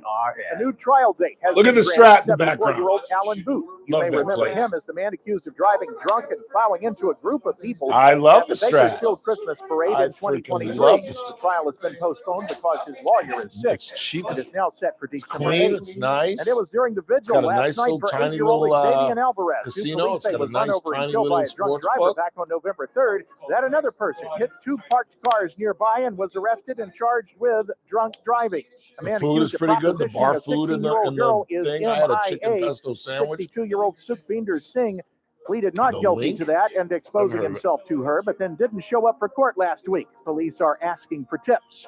I'm Chris Davis in the KERN newsroom with news every half hour and when it breaks on FM 96.1 and AM 1180 KERN. When your business technology breaks down, you need help fast, and you need it from the people who understand your local market. That's one of the main reasons we've teamed up with Adaptive Networks, because we have a unique business. Because when our IT goes down, What you is hear for nothing dinner? but dead air, and we're dead.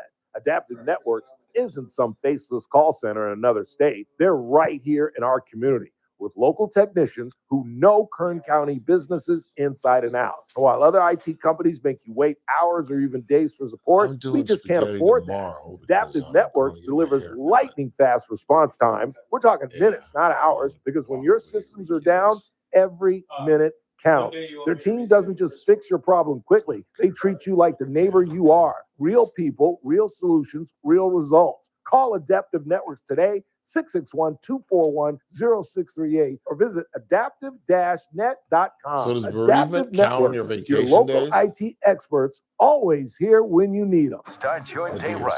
First Look with Scott Cox, 6 to 9 a.m. On the Tuesday edition of the First Look program, first off, we'll talk water with the best in the business. That is Lois a Henry bereavement from category. sjbwater.org. We'll talk about our giant proposed water slide resort situation we got going on. It's all happening 6 to 9 a.m. right here at News Talk 96.1 and streaming live on a World Wide Web at kernradio.com. First Look with Scott Cox, 6 to 9 a.m. News Talk 96.1 and AM 1180 KERN. I'm JR Flores. Catch my show, The JR Show, weekdays at 2 p.m.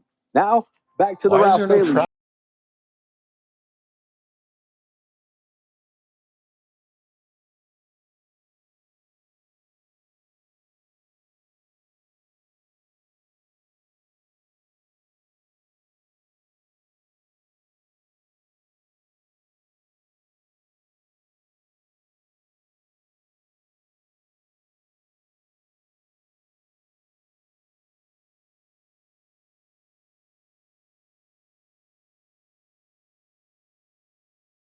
My high school girlfriend was crazy about Eddie Money. Constance Irene Tsoulis. For her birthday, I got her an 8x10 glossy, and she would have married me. She was that crazy about it. Here is what she said when we were talking about Megyn Kelly. He was into the barely legal type, like he liked 15-year-old girls, and I realize this is disgusting. I'm definitely not trying to make an excuse for this.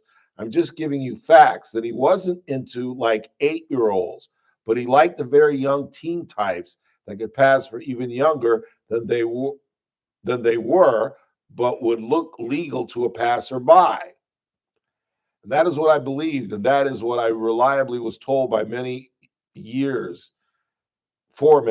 And it wasn't until we heard from Pam Bondi that they had tens of thousands of videos of alleged, forgive me, they used to call it kiddie porn. Now they call it child sexual abuse material on his computer, that for the first time I thought, oh no, he was an actual pedophile. Do you see that? So in other words, until she discovered that there was kiddie porn on his computer, she didn't think he was a pedophile. Because when she discovered that, she said, quote, "Oh, I thought, oh no, he was an actual pedophile. Only a pedophile gets off on young children abuse videos. She's never clarified it. I don't know whether it's true. I have to be honest, I don't really trust Pam Bondi's word on the Epstein matters. We have yet to see anybody come forward and say, I was under 10, I was under 14 when I first came within his purview. You can say that's a distinction without a difference. I think there is a difference. There's a difference between a 15-year-old and a 5-year-old, you know? Well, of course there is. Duh. That's the master of the obvious. It's much sicker, but it's still sick. The idea that you think of high school children to have sex with, that speaks to who you are. That's not even, I mean, I've never heard a man who I know that fantasize about high school kids. You know, I'll be honest, there have been girls that you're right, are attractive at that age. There's no question about that. We can say that. I dated a woman who had a 16, 17-year-old daughter, and when her friends would come over to go swimming during the summer, I would be like, don't even look at them. Don't even look at them. I'm not trying to deny that a grown-ass man could be attracted to a 16, 17, 18, 17-year-old woman. But you have to have the common decency and the character to realize that that's unfair. That's the best way I can put it. It's just unfair. It's like a boss sleeping with his secretary. That's unfair. You have a psychological advantage over a teenager. And yes, they're more mature than boys, but it's still wrong and it's still pedophilia. And I'm sorry, I don't see any difference between statutory rape and pedophilia. Now, is there a difference between having sex with a 16-year-old and a 5-year-old? Well, of course there is. But it's still wrong. And it still, in my opinion, falls under the category of pedophilia. That's what I said, and that's what she said. And I know it's radio. We talk about this all the time, where I can say the sky is blue, and somebody will say, well, no, Ralph, the sky is not purple. That's not what I said. 842-5376, 842-KERN. What else you got?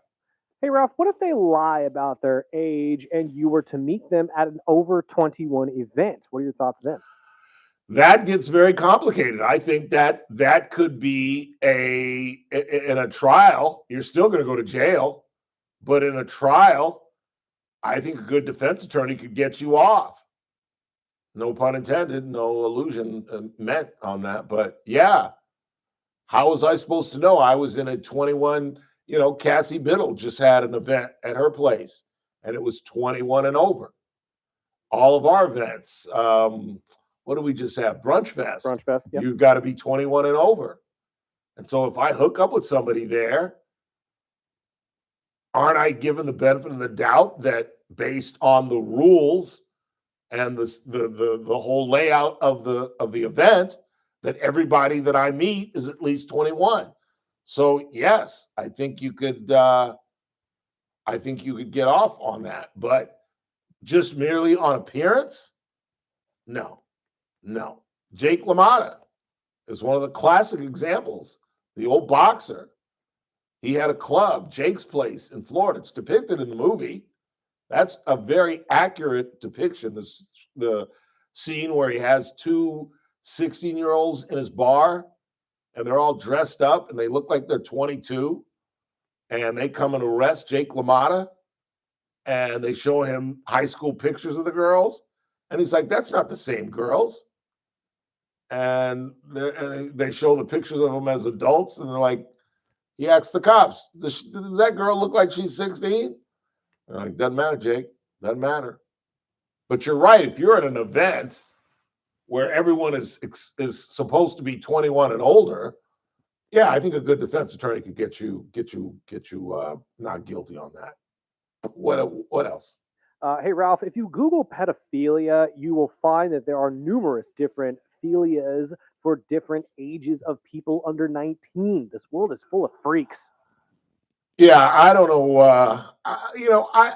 Titles don't mean a damn thing to me. The bottom line is, if you're a grown man and you're having sex with somebody in school, in high school, elementary school, whatever school, you are taking advantage on purpose. There's something wrong with you, and you are a criminal. You are an indecent human being.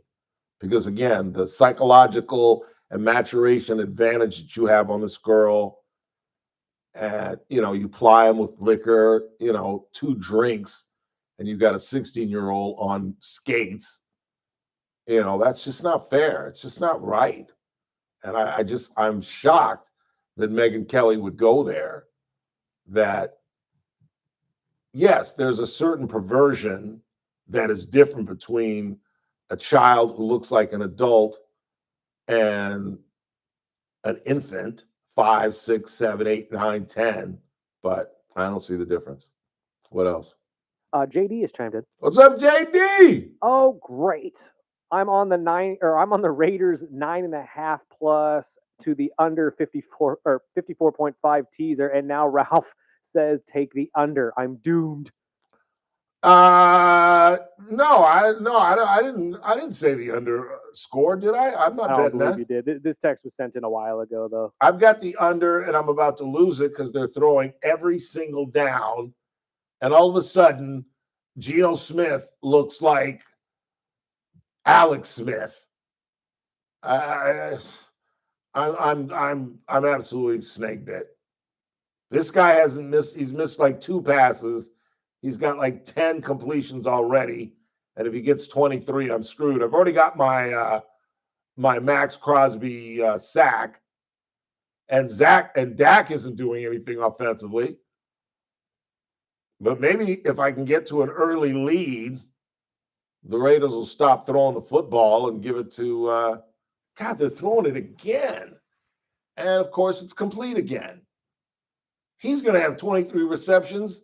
Completions by the end of the first half.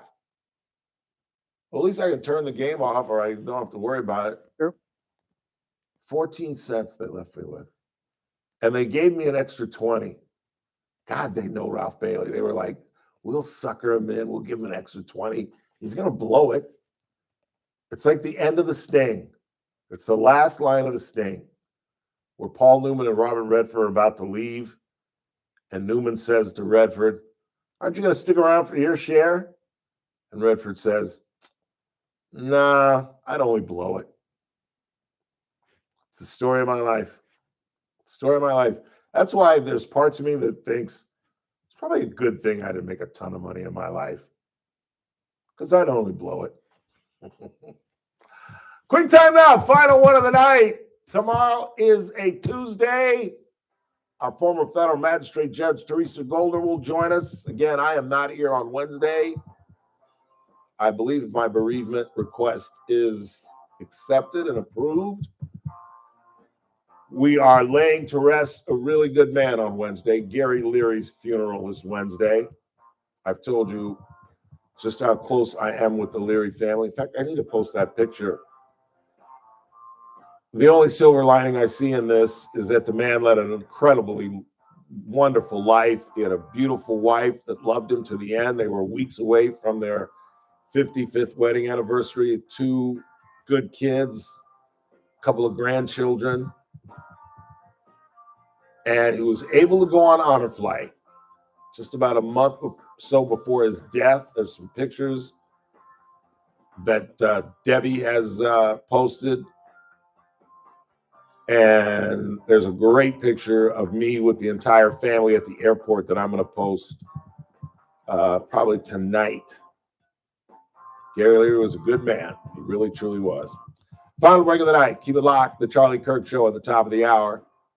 In the meantime, you're listening to the Ralph Bailey Show on Newstalk 96.1 and AM 1180 KERN, where we stream live at kernradio.com. News Talk 96.1 and AM 1180 KERN. Tuesday edition, Clay Travis, Buck Sexton Show. We'll be joined by Miranda Devine to talk some of the revelations about the would-be Trump assassin in her New York Post story, and also President Trump's son, Eric. All that and more. You won't want to miss it. Come hang with us on the Tuesday edition of Clay and Buck. The Clay Travis and Buck Sexton Show, live 9 to noon. News Talk 96.1 and AM 1180 KERN. Meet Paul Sheldon's client, Norma Diaz, owner of La Rosa Fruit Bars and Ice Cream. Hi, I'm Norma Diaz from La Rosa Fruit Bars and Ice Cream, and I'm a client and friend of Paul Sheldon. I've known Paul for many, many years, and my parents happened to be his first clients. He's so, going of to course, have I 24 called Paul completions and immediately felt the peace come over me, knowing that I didn't have to freak out about making a Every big fucking decision. down. His knowledge Every about fucking Medicare and your health I'm just insurance jinxed. needs are beyond compare, and I was taken care of immediately by his wonderful staff. He You knew don't know what the everything that strategy I needed is. and what I wouldn't need, so I was pretty much in and out of there in record Crazy. time. If you're getting to that Crazy. age where you're going Just to be makes needing no to know sense. about Medicare, I'm then done. he's the one to call. He I will am so totally help done. you out and get you pointed in I'll the never right put direction. another dime You're going in to that leave damn there thing. feeling a great Yep, accomplishment I and am. no concerns. And even if you have questions later, the staff Yep. can help you out. Those feelings are just priceless to me. So call Paul. You'll be glad you did. When Medicare matters, our team has the answers.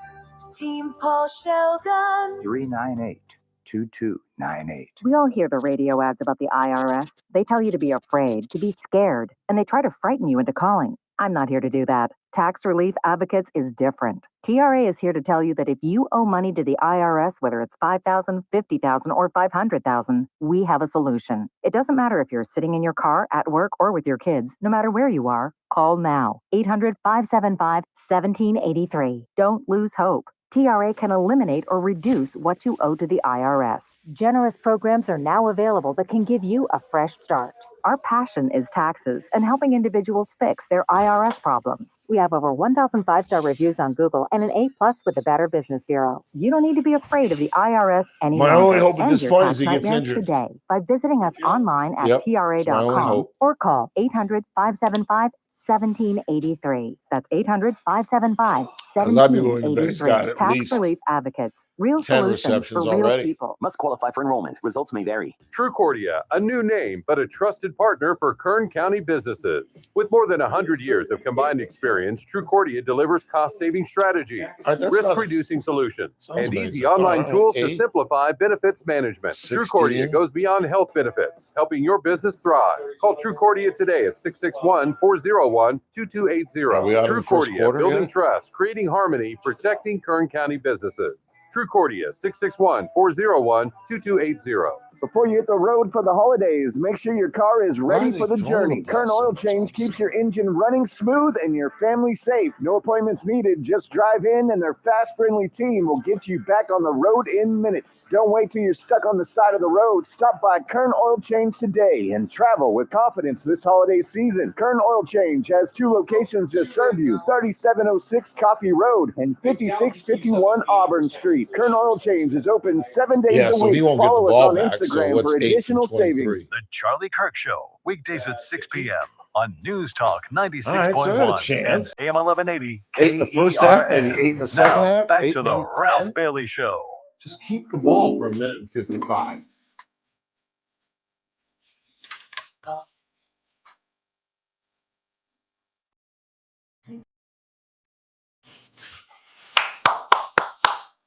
All right, Dak. All right. Let's go, Dak. See, the thing with him, though, you want him to dink and dunk. A lot of completions. Absolutely. He's I almost going 15 put yards Pickett. down. I almost put Pickett on there. He's going to throw to Pickett a lot. He likes Pickett. Yeah, he does. Pickens, I'm sorry. Here we go. That's 2. So I'm up to 4, and that's Pickett back to back. What I tell you. Meantime, Major League Baseball has announced the class of 2026. I got him right here if you want. I got him. All right, you go ahead. Okay, so I got, let's see, Cole Hamels, Ryan Braun, Matt Kemp. No, let's go one at a time. Cole Hamels. We already said he's one of those borderline. Yeah, guys. he's borderline. I don't think he gets in. I think he gets in inevitably, but I don't think he gets in. Is this his first ballot? Yeah, no, Yeah, not first ballot. Ryan Braun, we've already accepted. No. Matt Kemp. No, I can't do it. I'd put him in the Dodger Ring of Honor, but not the Hall of Fame. And I think that's even questionable. I mean, he had some good years with us, but then that's why we got rid of him at the end. He wasn't very good, and he didn't do much. Where did he go, to Atlanta? Braves? Yeah, I think he went to Atlanta, and he didn't do much in Atlanta. No, I think he was very, very good, but the Hall of Fame is the very, very best, and I don't think you can say he was the very, very best. He was a damn good ball player for us for about 4 or 5 years, but no, he's no. Longtime Angel second baseman Howie Kendrick. No, absolutely not. Agree. No, absolutely not. Not even close. Daniel Murphy. Not even close. Not even close. Rick Porcello. Not even close. Shinsho Chu from the not even Cleveland close. Indians. Not even close. Edwin Encarnacion. Good Good name, but I don't see him getting inevitably, but not this time. Gio Gonzalez. No, absolutely not. Alex Gordon. This is one I would put on the borderline. His time with Kansas City was pretty good. Inevitably, but not this time. Same with Nick Markakis. Ooh. Yeah, another one later, but not now. Hunter Pence is be the last one on the new ballot. No. I have to agree. I don't think Hunter was good enough. No. Now, the names you'll see that have been there since the last couple. The first one, Carlos Beltran, most likely. You think so? He ended with 70%. Oh, then what do you need? 75? 75, I believe. He got 277 of the 394 votes. Then he'll get in. He'll get in. Other names that'll be on the list. A-Rod, no. No. Unfortunately. No. Has anybody been watching the A-Rod documentary on HBO? I haven't got a chance to dive into it yet. I watched the first one. The second one is now on. He's just not that interesting a guy. Really isn't. He really, really isn't. The most interesting thing about him was dating J-Lo. Yeah, J-Lo, and that he was teammates with Jeter. That's yeah, and the fact that he lied. You know, it's not just that he. You know, how many times you heard me say this? It's not the error that you make; it's how you handle it. And he got caught, and he flat out lied. There's video of him saying, "Absolutely not, never done it, never ever in my life." You know what's crazy? 146 people still voted him in. He had a phenomenal career. Yeah, but I mean, if we're not going to allow Ryan Braun or Barry Bonds in. Well, exactly, because the argument for him and for Barry is two halves of the career. They were Hall of Famers before they got on the needle. But see, the first 5 years when he was in Seattle were crazy. A-Rod, though, there's no guarantee he wasn't doing them back then because, like you just said, he was lying about it. So who says that he wasn't taking them already? Yeah. Manny Ramirez is next on that list. I absolutely love Manny Ramirez. I know he took man. some steroids. I think he was one of the best right-handed hitters in baseball at some point. Easily. What did you show what he got last year? 34.3%. He got 135 votes. Yeah, he ain't getting in. That's too bad, though. I think he deserves to get in. I loved Manny. I loved him as a Dodger. Loved him as a Dodger. One of the sweetest swings, too, next to King Griffey. And just an interesting cat. Just a really, really interesting guy. Andrew Jones, we already mentioned him. I think he deserves. What did he get last year? 66.2. He got 261 last year. It's going to be close. Right behind Carlos. It will be close, but he might not. Next on the list, this person I say should get in, Chase Utley. That's one of the best second basemen of his generation, man. Yeah. He only got 40%, though. Oh, he ain't getting in. It's not going to jump. It's not going to double. No, probably not. No. Andy Pettit is next on that list. I know you. I like Andy Pettit. What did he get last year? 28, 110 votes. Wow. Yeah, but now, just so you know, like Carlos Beltran, his first year, I believe, if I'm reading correctly, where was that? He got 46% his first ballot, and then 51 in the second ballot. This will be his third. So it's entirely possible these guys do gain some. Well, yeah, that's why I pointed out there are guys that I don't think are going to get in now, but will inevitably get in. I think Chase Utley will inevitably get in. I don't think he gets in now, but I think he'll inevitably get in. Touchdown Dak. CD. Love it, love it, love it. Next on the list would be King Felix Hernandez of Seattle. No. Really? I say Nope. yes. Yeah, first ballot. Well, not first ballot. No, this isn't his first. This is one of the overflows. What did he get last year? Last year he had 21%, 81 votes. I think that's criminal. He needs to be higher on this list. Yeah, but he ain't. That's not going to triple. Bobby Abreu is next on that list Absolutely at 19.5. Absolutely not. Absolutely not. Not even close. Jimmy Rollins, 18%. 18%. Yeah, Jimmy Rollins. That's a wild one. That's crazy. Oh, and there's one of my extra points. There you go. I forgot. I need two more extra points. Yes, sir. I could screw around and win this. Oh, but they gave us. Oh, that was the quarter. I thought that was the half. Oh, that's the quarter. Oh, I'm in trouble. Oh, just relax. Just relax. It's okay. My Gino already has 8 receptions. So I'm like, what's 8 from 24? 15. So no, I'm sorry. 24 would be 16. 16 more receptions, and I'm screwed. What else you got? Omar Vazquez. Now I saw some stats about Omar. Do you know he has the highest fielding percentage in the history of baseball? I've heard this over before. Ozzie Smith. I thought it was wasn't Nomar up there too at one point? I think so, but he overtook him, and he damn near got 3,000 hits. He had like 2,700 hits. Guess where he's at? Where did he get? 17.8.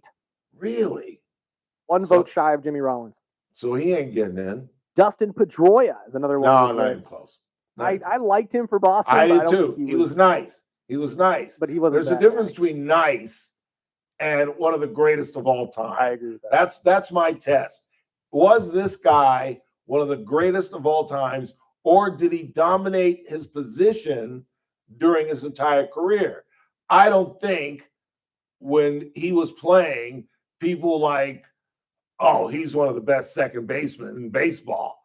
He was a hustle guy. He made the Red Sox go. He got injured too often, too. What was his nickname? I know it, but I can't remember right now. I'll look it up in a second. There's a great story that he tells about Poppy, David Ortiz, and whatever his Pedroia's nickname was, and they played together for years. I gotta wait for it. What was his nickname? Sorry, this computer is being done. Let's just say it was. I got Laser Show, No, the Muddy Chicken, no, and Petty. Let's say it was Petty, but that's not what it was. I don't think that's what it was either. I know what you're talking about, Yeah, though, but I can't remember. Where they were at some event after both their careers were over, and they alluded to Dustin Pedroia as Petty. Pee-wee. It was Pee-wee. Pee-wee. And they introduced him as Dustin Pedroia, and Poppy was like, who's that? Who the heck is Dustin? And I said, dude, that's me. And he goes, that's your real name? He goes, dude, we played together for years. Yes, my name was Dustin. It's not Pee-wee. I think my mother named me Pee-wee. Pee-wee Herman was big at one point. That's my uncle's nickname. Nobody calls my uncle Charlie or Charles. They've called him Pee-wee since he was a little kid. The last four here, Mark Burrell. No. I don't agree. I agree with you. No. Francisco Rodriguez. No.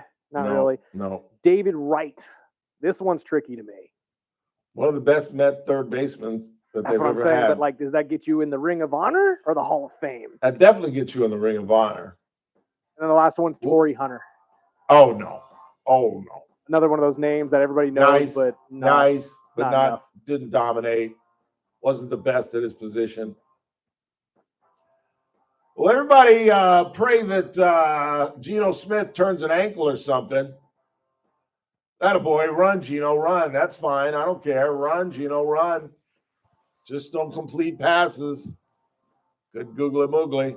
Tomorrow's a Tuesday. Teresa Golden will be here. And we'll have a vote on the Epstein files. We'll cover all that for you tomorrow. In the meantime, for Chris Burdick, I'm Ralph Bailey. That's what's really going on. Wrap to you tomorrow.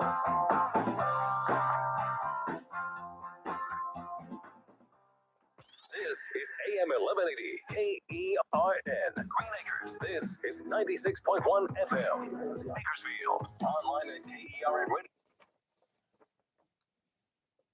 Whenever you're ready. You want to do this first? It's up to you. Like I said, we don't necessarily have to until tomorrow anyway, but let's just get it out of the way. 3, 2. It's that man again, Ralph Bailey for Sangera Subaru with an announcement. It's time again for the 2025 Subaru Share the Love event. So buy or lease a new Subaru through January 2nd, and a donation of $325 will be made by both Subaru and Sangera Subaru to your choice of 4 national charities like Make-A-Wish, Meals on Wheels, the ASPCA, and National Forest Service, or 2 local charities, Honor Flight Kern County, which you know is near and dear to my heart, and Global Family and the Daughter Project. Right now at Sangera Subaru, you can lease a 2025 Outback Premium CVT for only $239 per month for 36 months and $4,800 down due at signing. You get a new car plus donate to charity. It's an absolute win-win.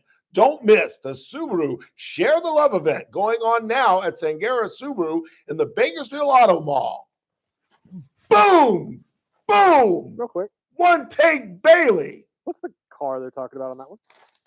It's not a Crosstrek, is it? No, it's a Outback Premium CVT. Okay, I thought so. So these are 2 separate things then.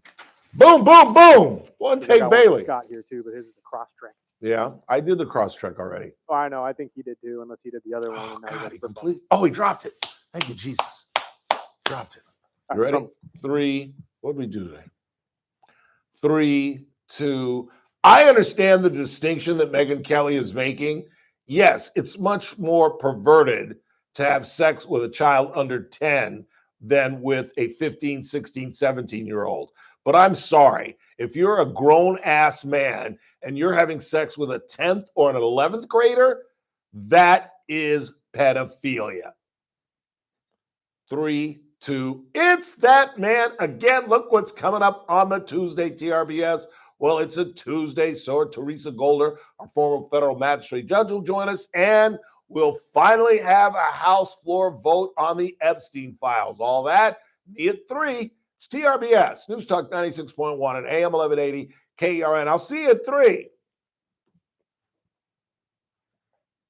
Tangible assets like precious metals that have preserved wealth for centuries. It's no wonder Advantage Gold has been America's #1 gold company for the past decade. Take a smart step toward protecting what you've earned. Call 800-741-GOLD. That's 800-741-4653. Consult your financial advisor before investing. Call 800-741-GOLD.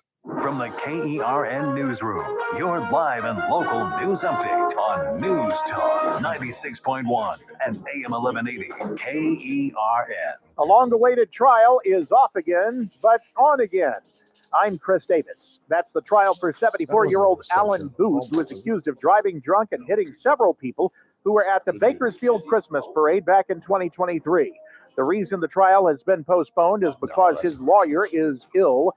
But the trial has a new date for December 8th, if you are keeping up. You may remember when Booth was given a blood test, it came out with a 0.25 blood alcohol level, plenty drunk, and 3 times the legal limit. He's charged with assault with a deadly weapon. In another DUI happening, and it may seem these stories have been dominating a bit lately, it was at the vigil last night for 8-year-old Xavier Alvarez, who police say was killed when a drunk driver ran over he and his father 2 weeks ago. That another suspected drunk driver was arrested. Police say that person hit 2 parked cars near the vigil last night, and that's when they got him. They have not given out that name yet. No, Bakersfield PD and the court are looking for 62-year-old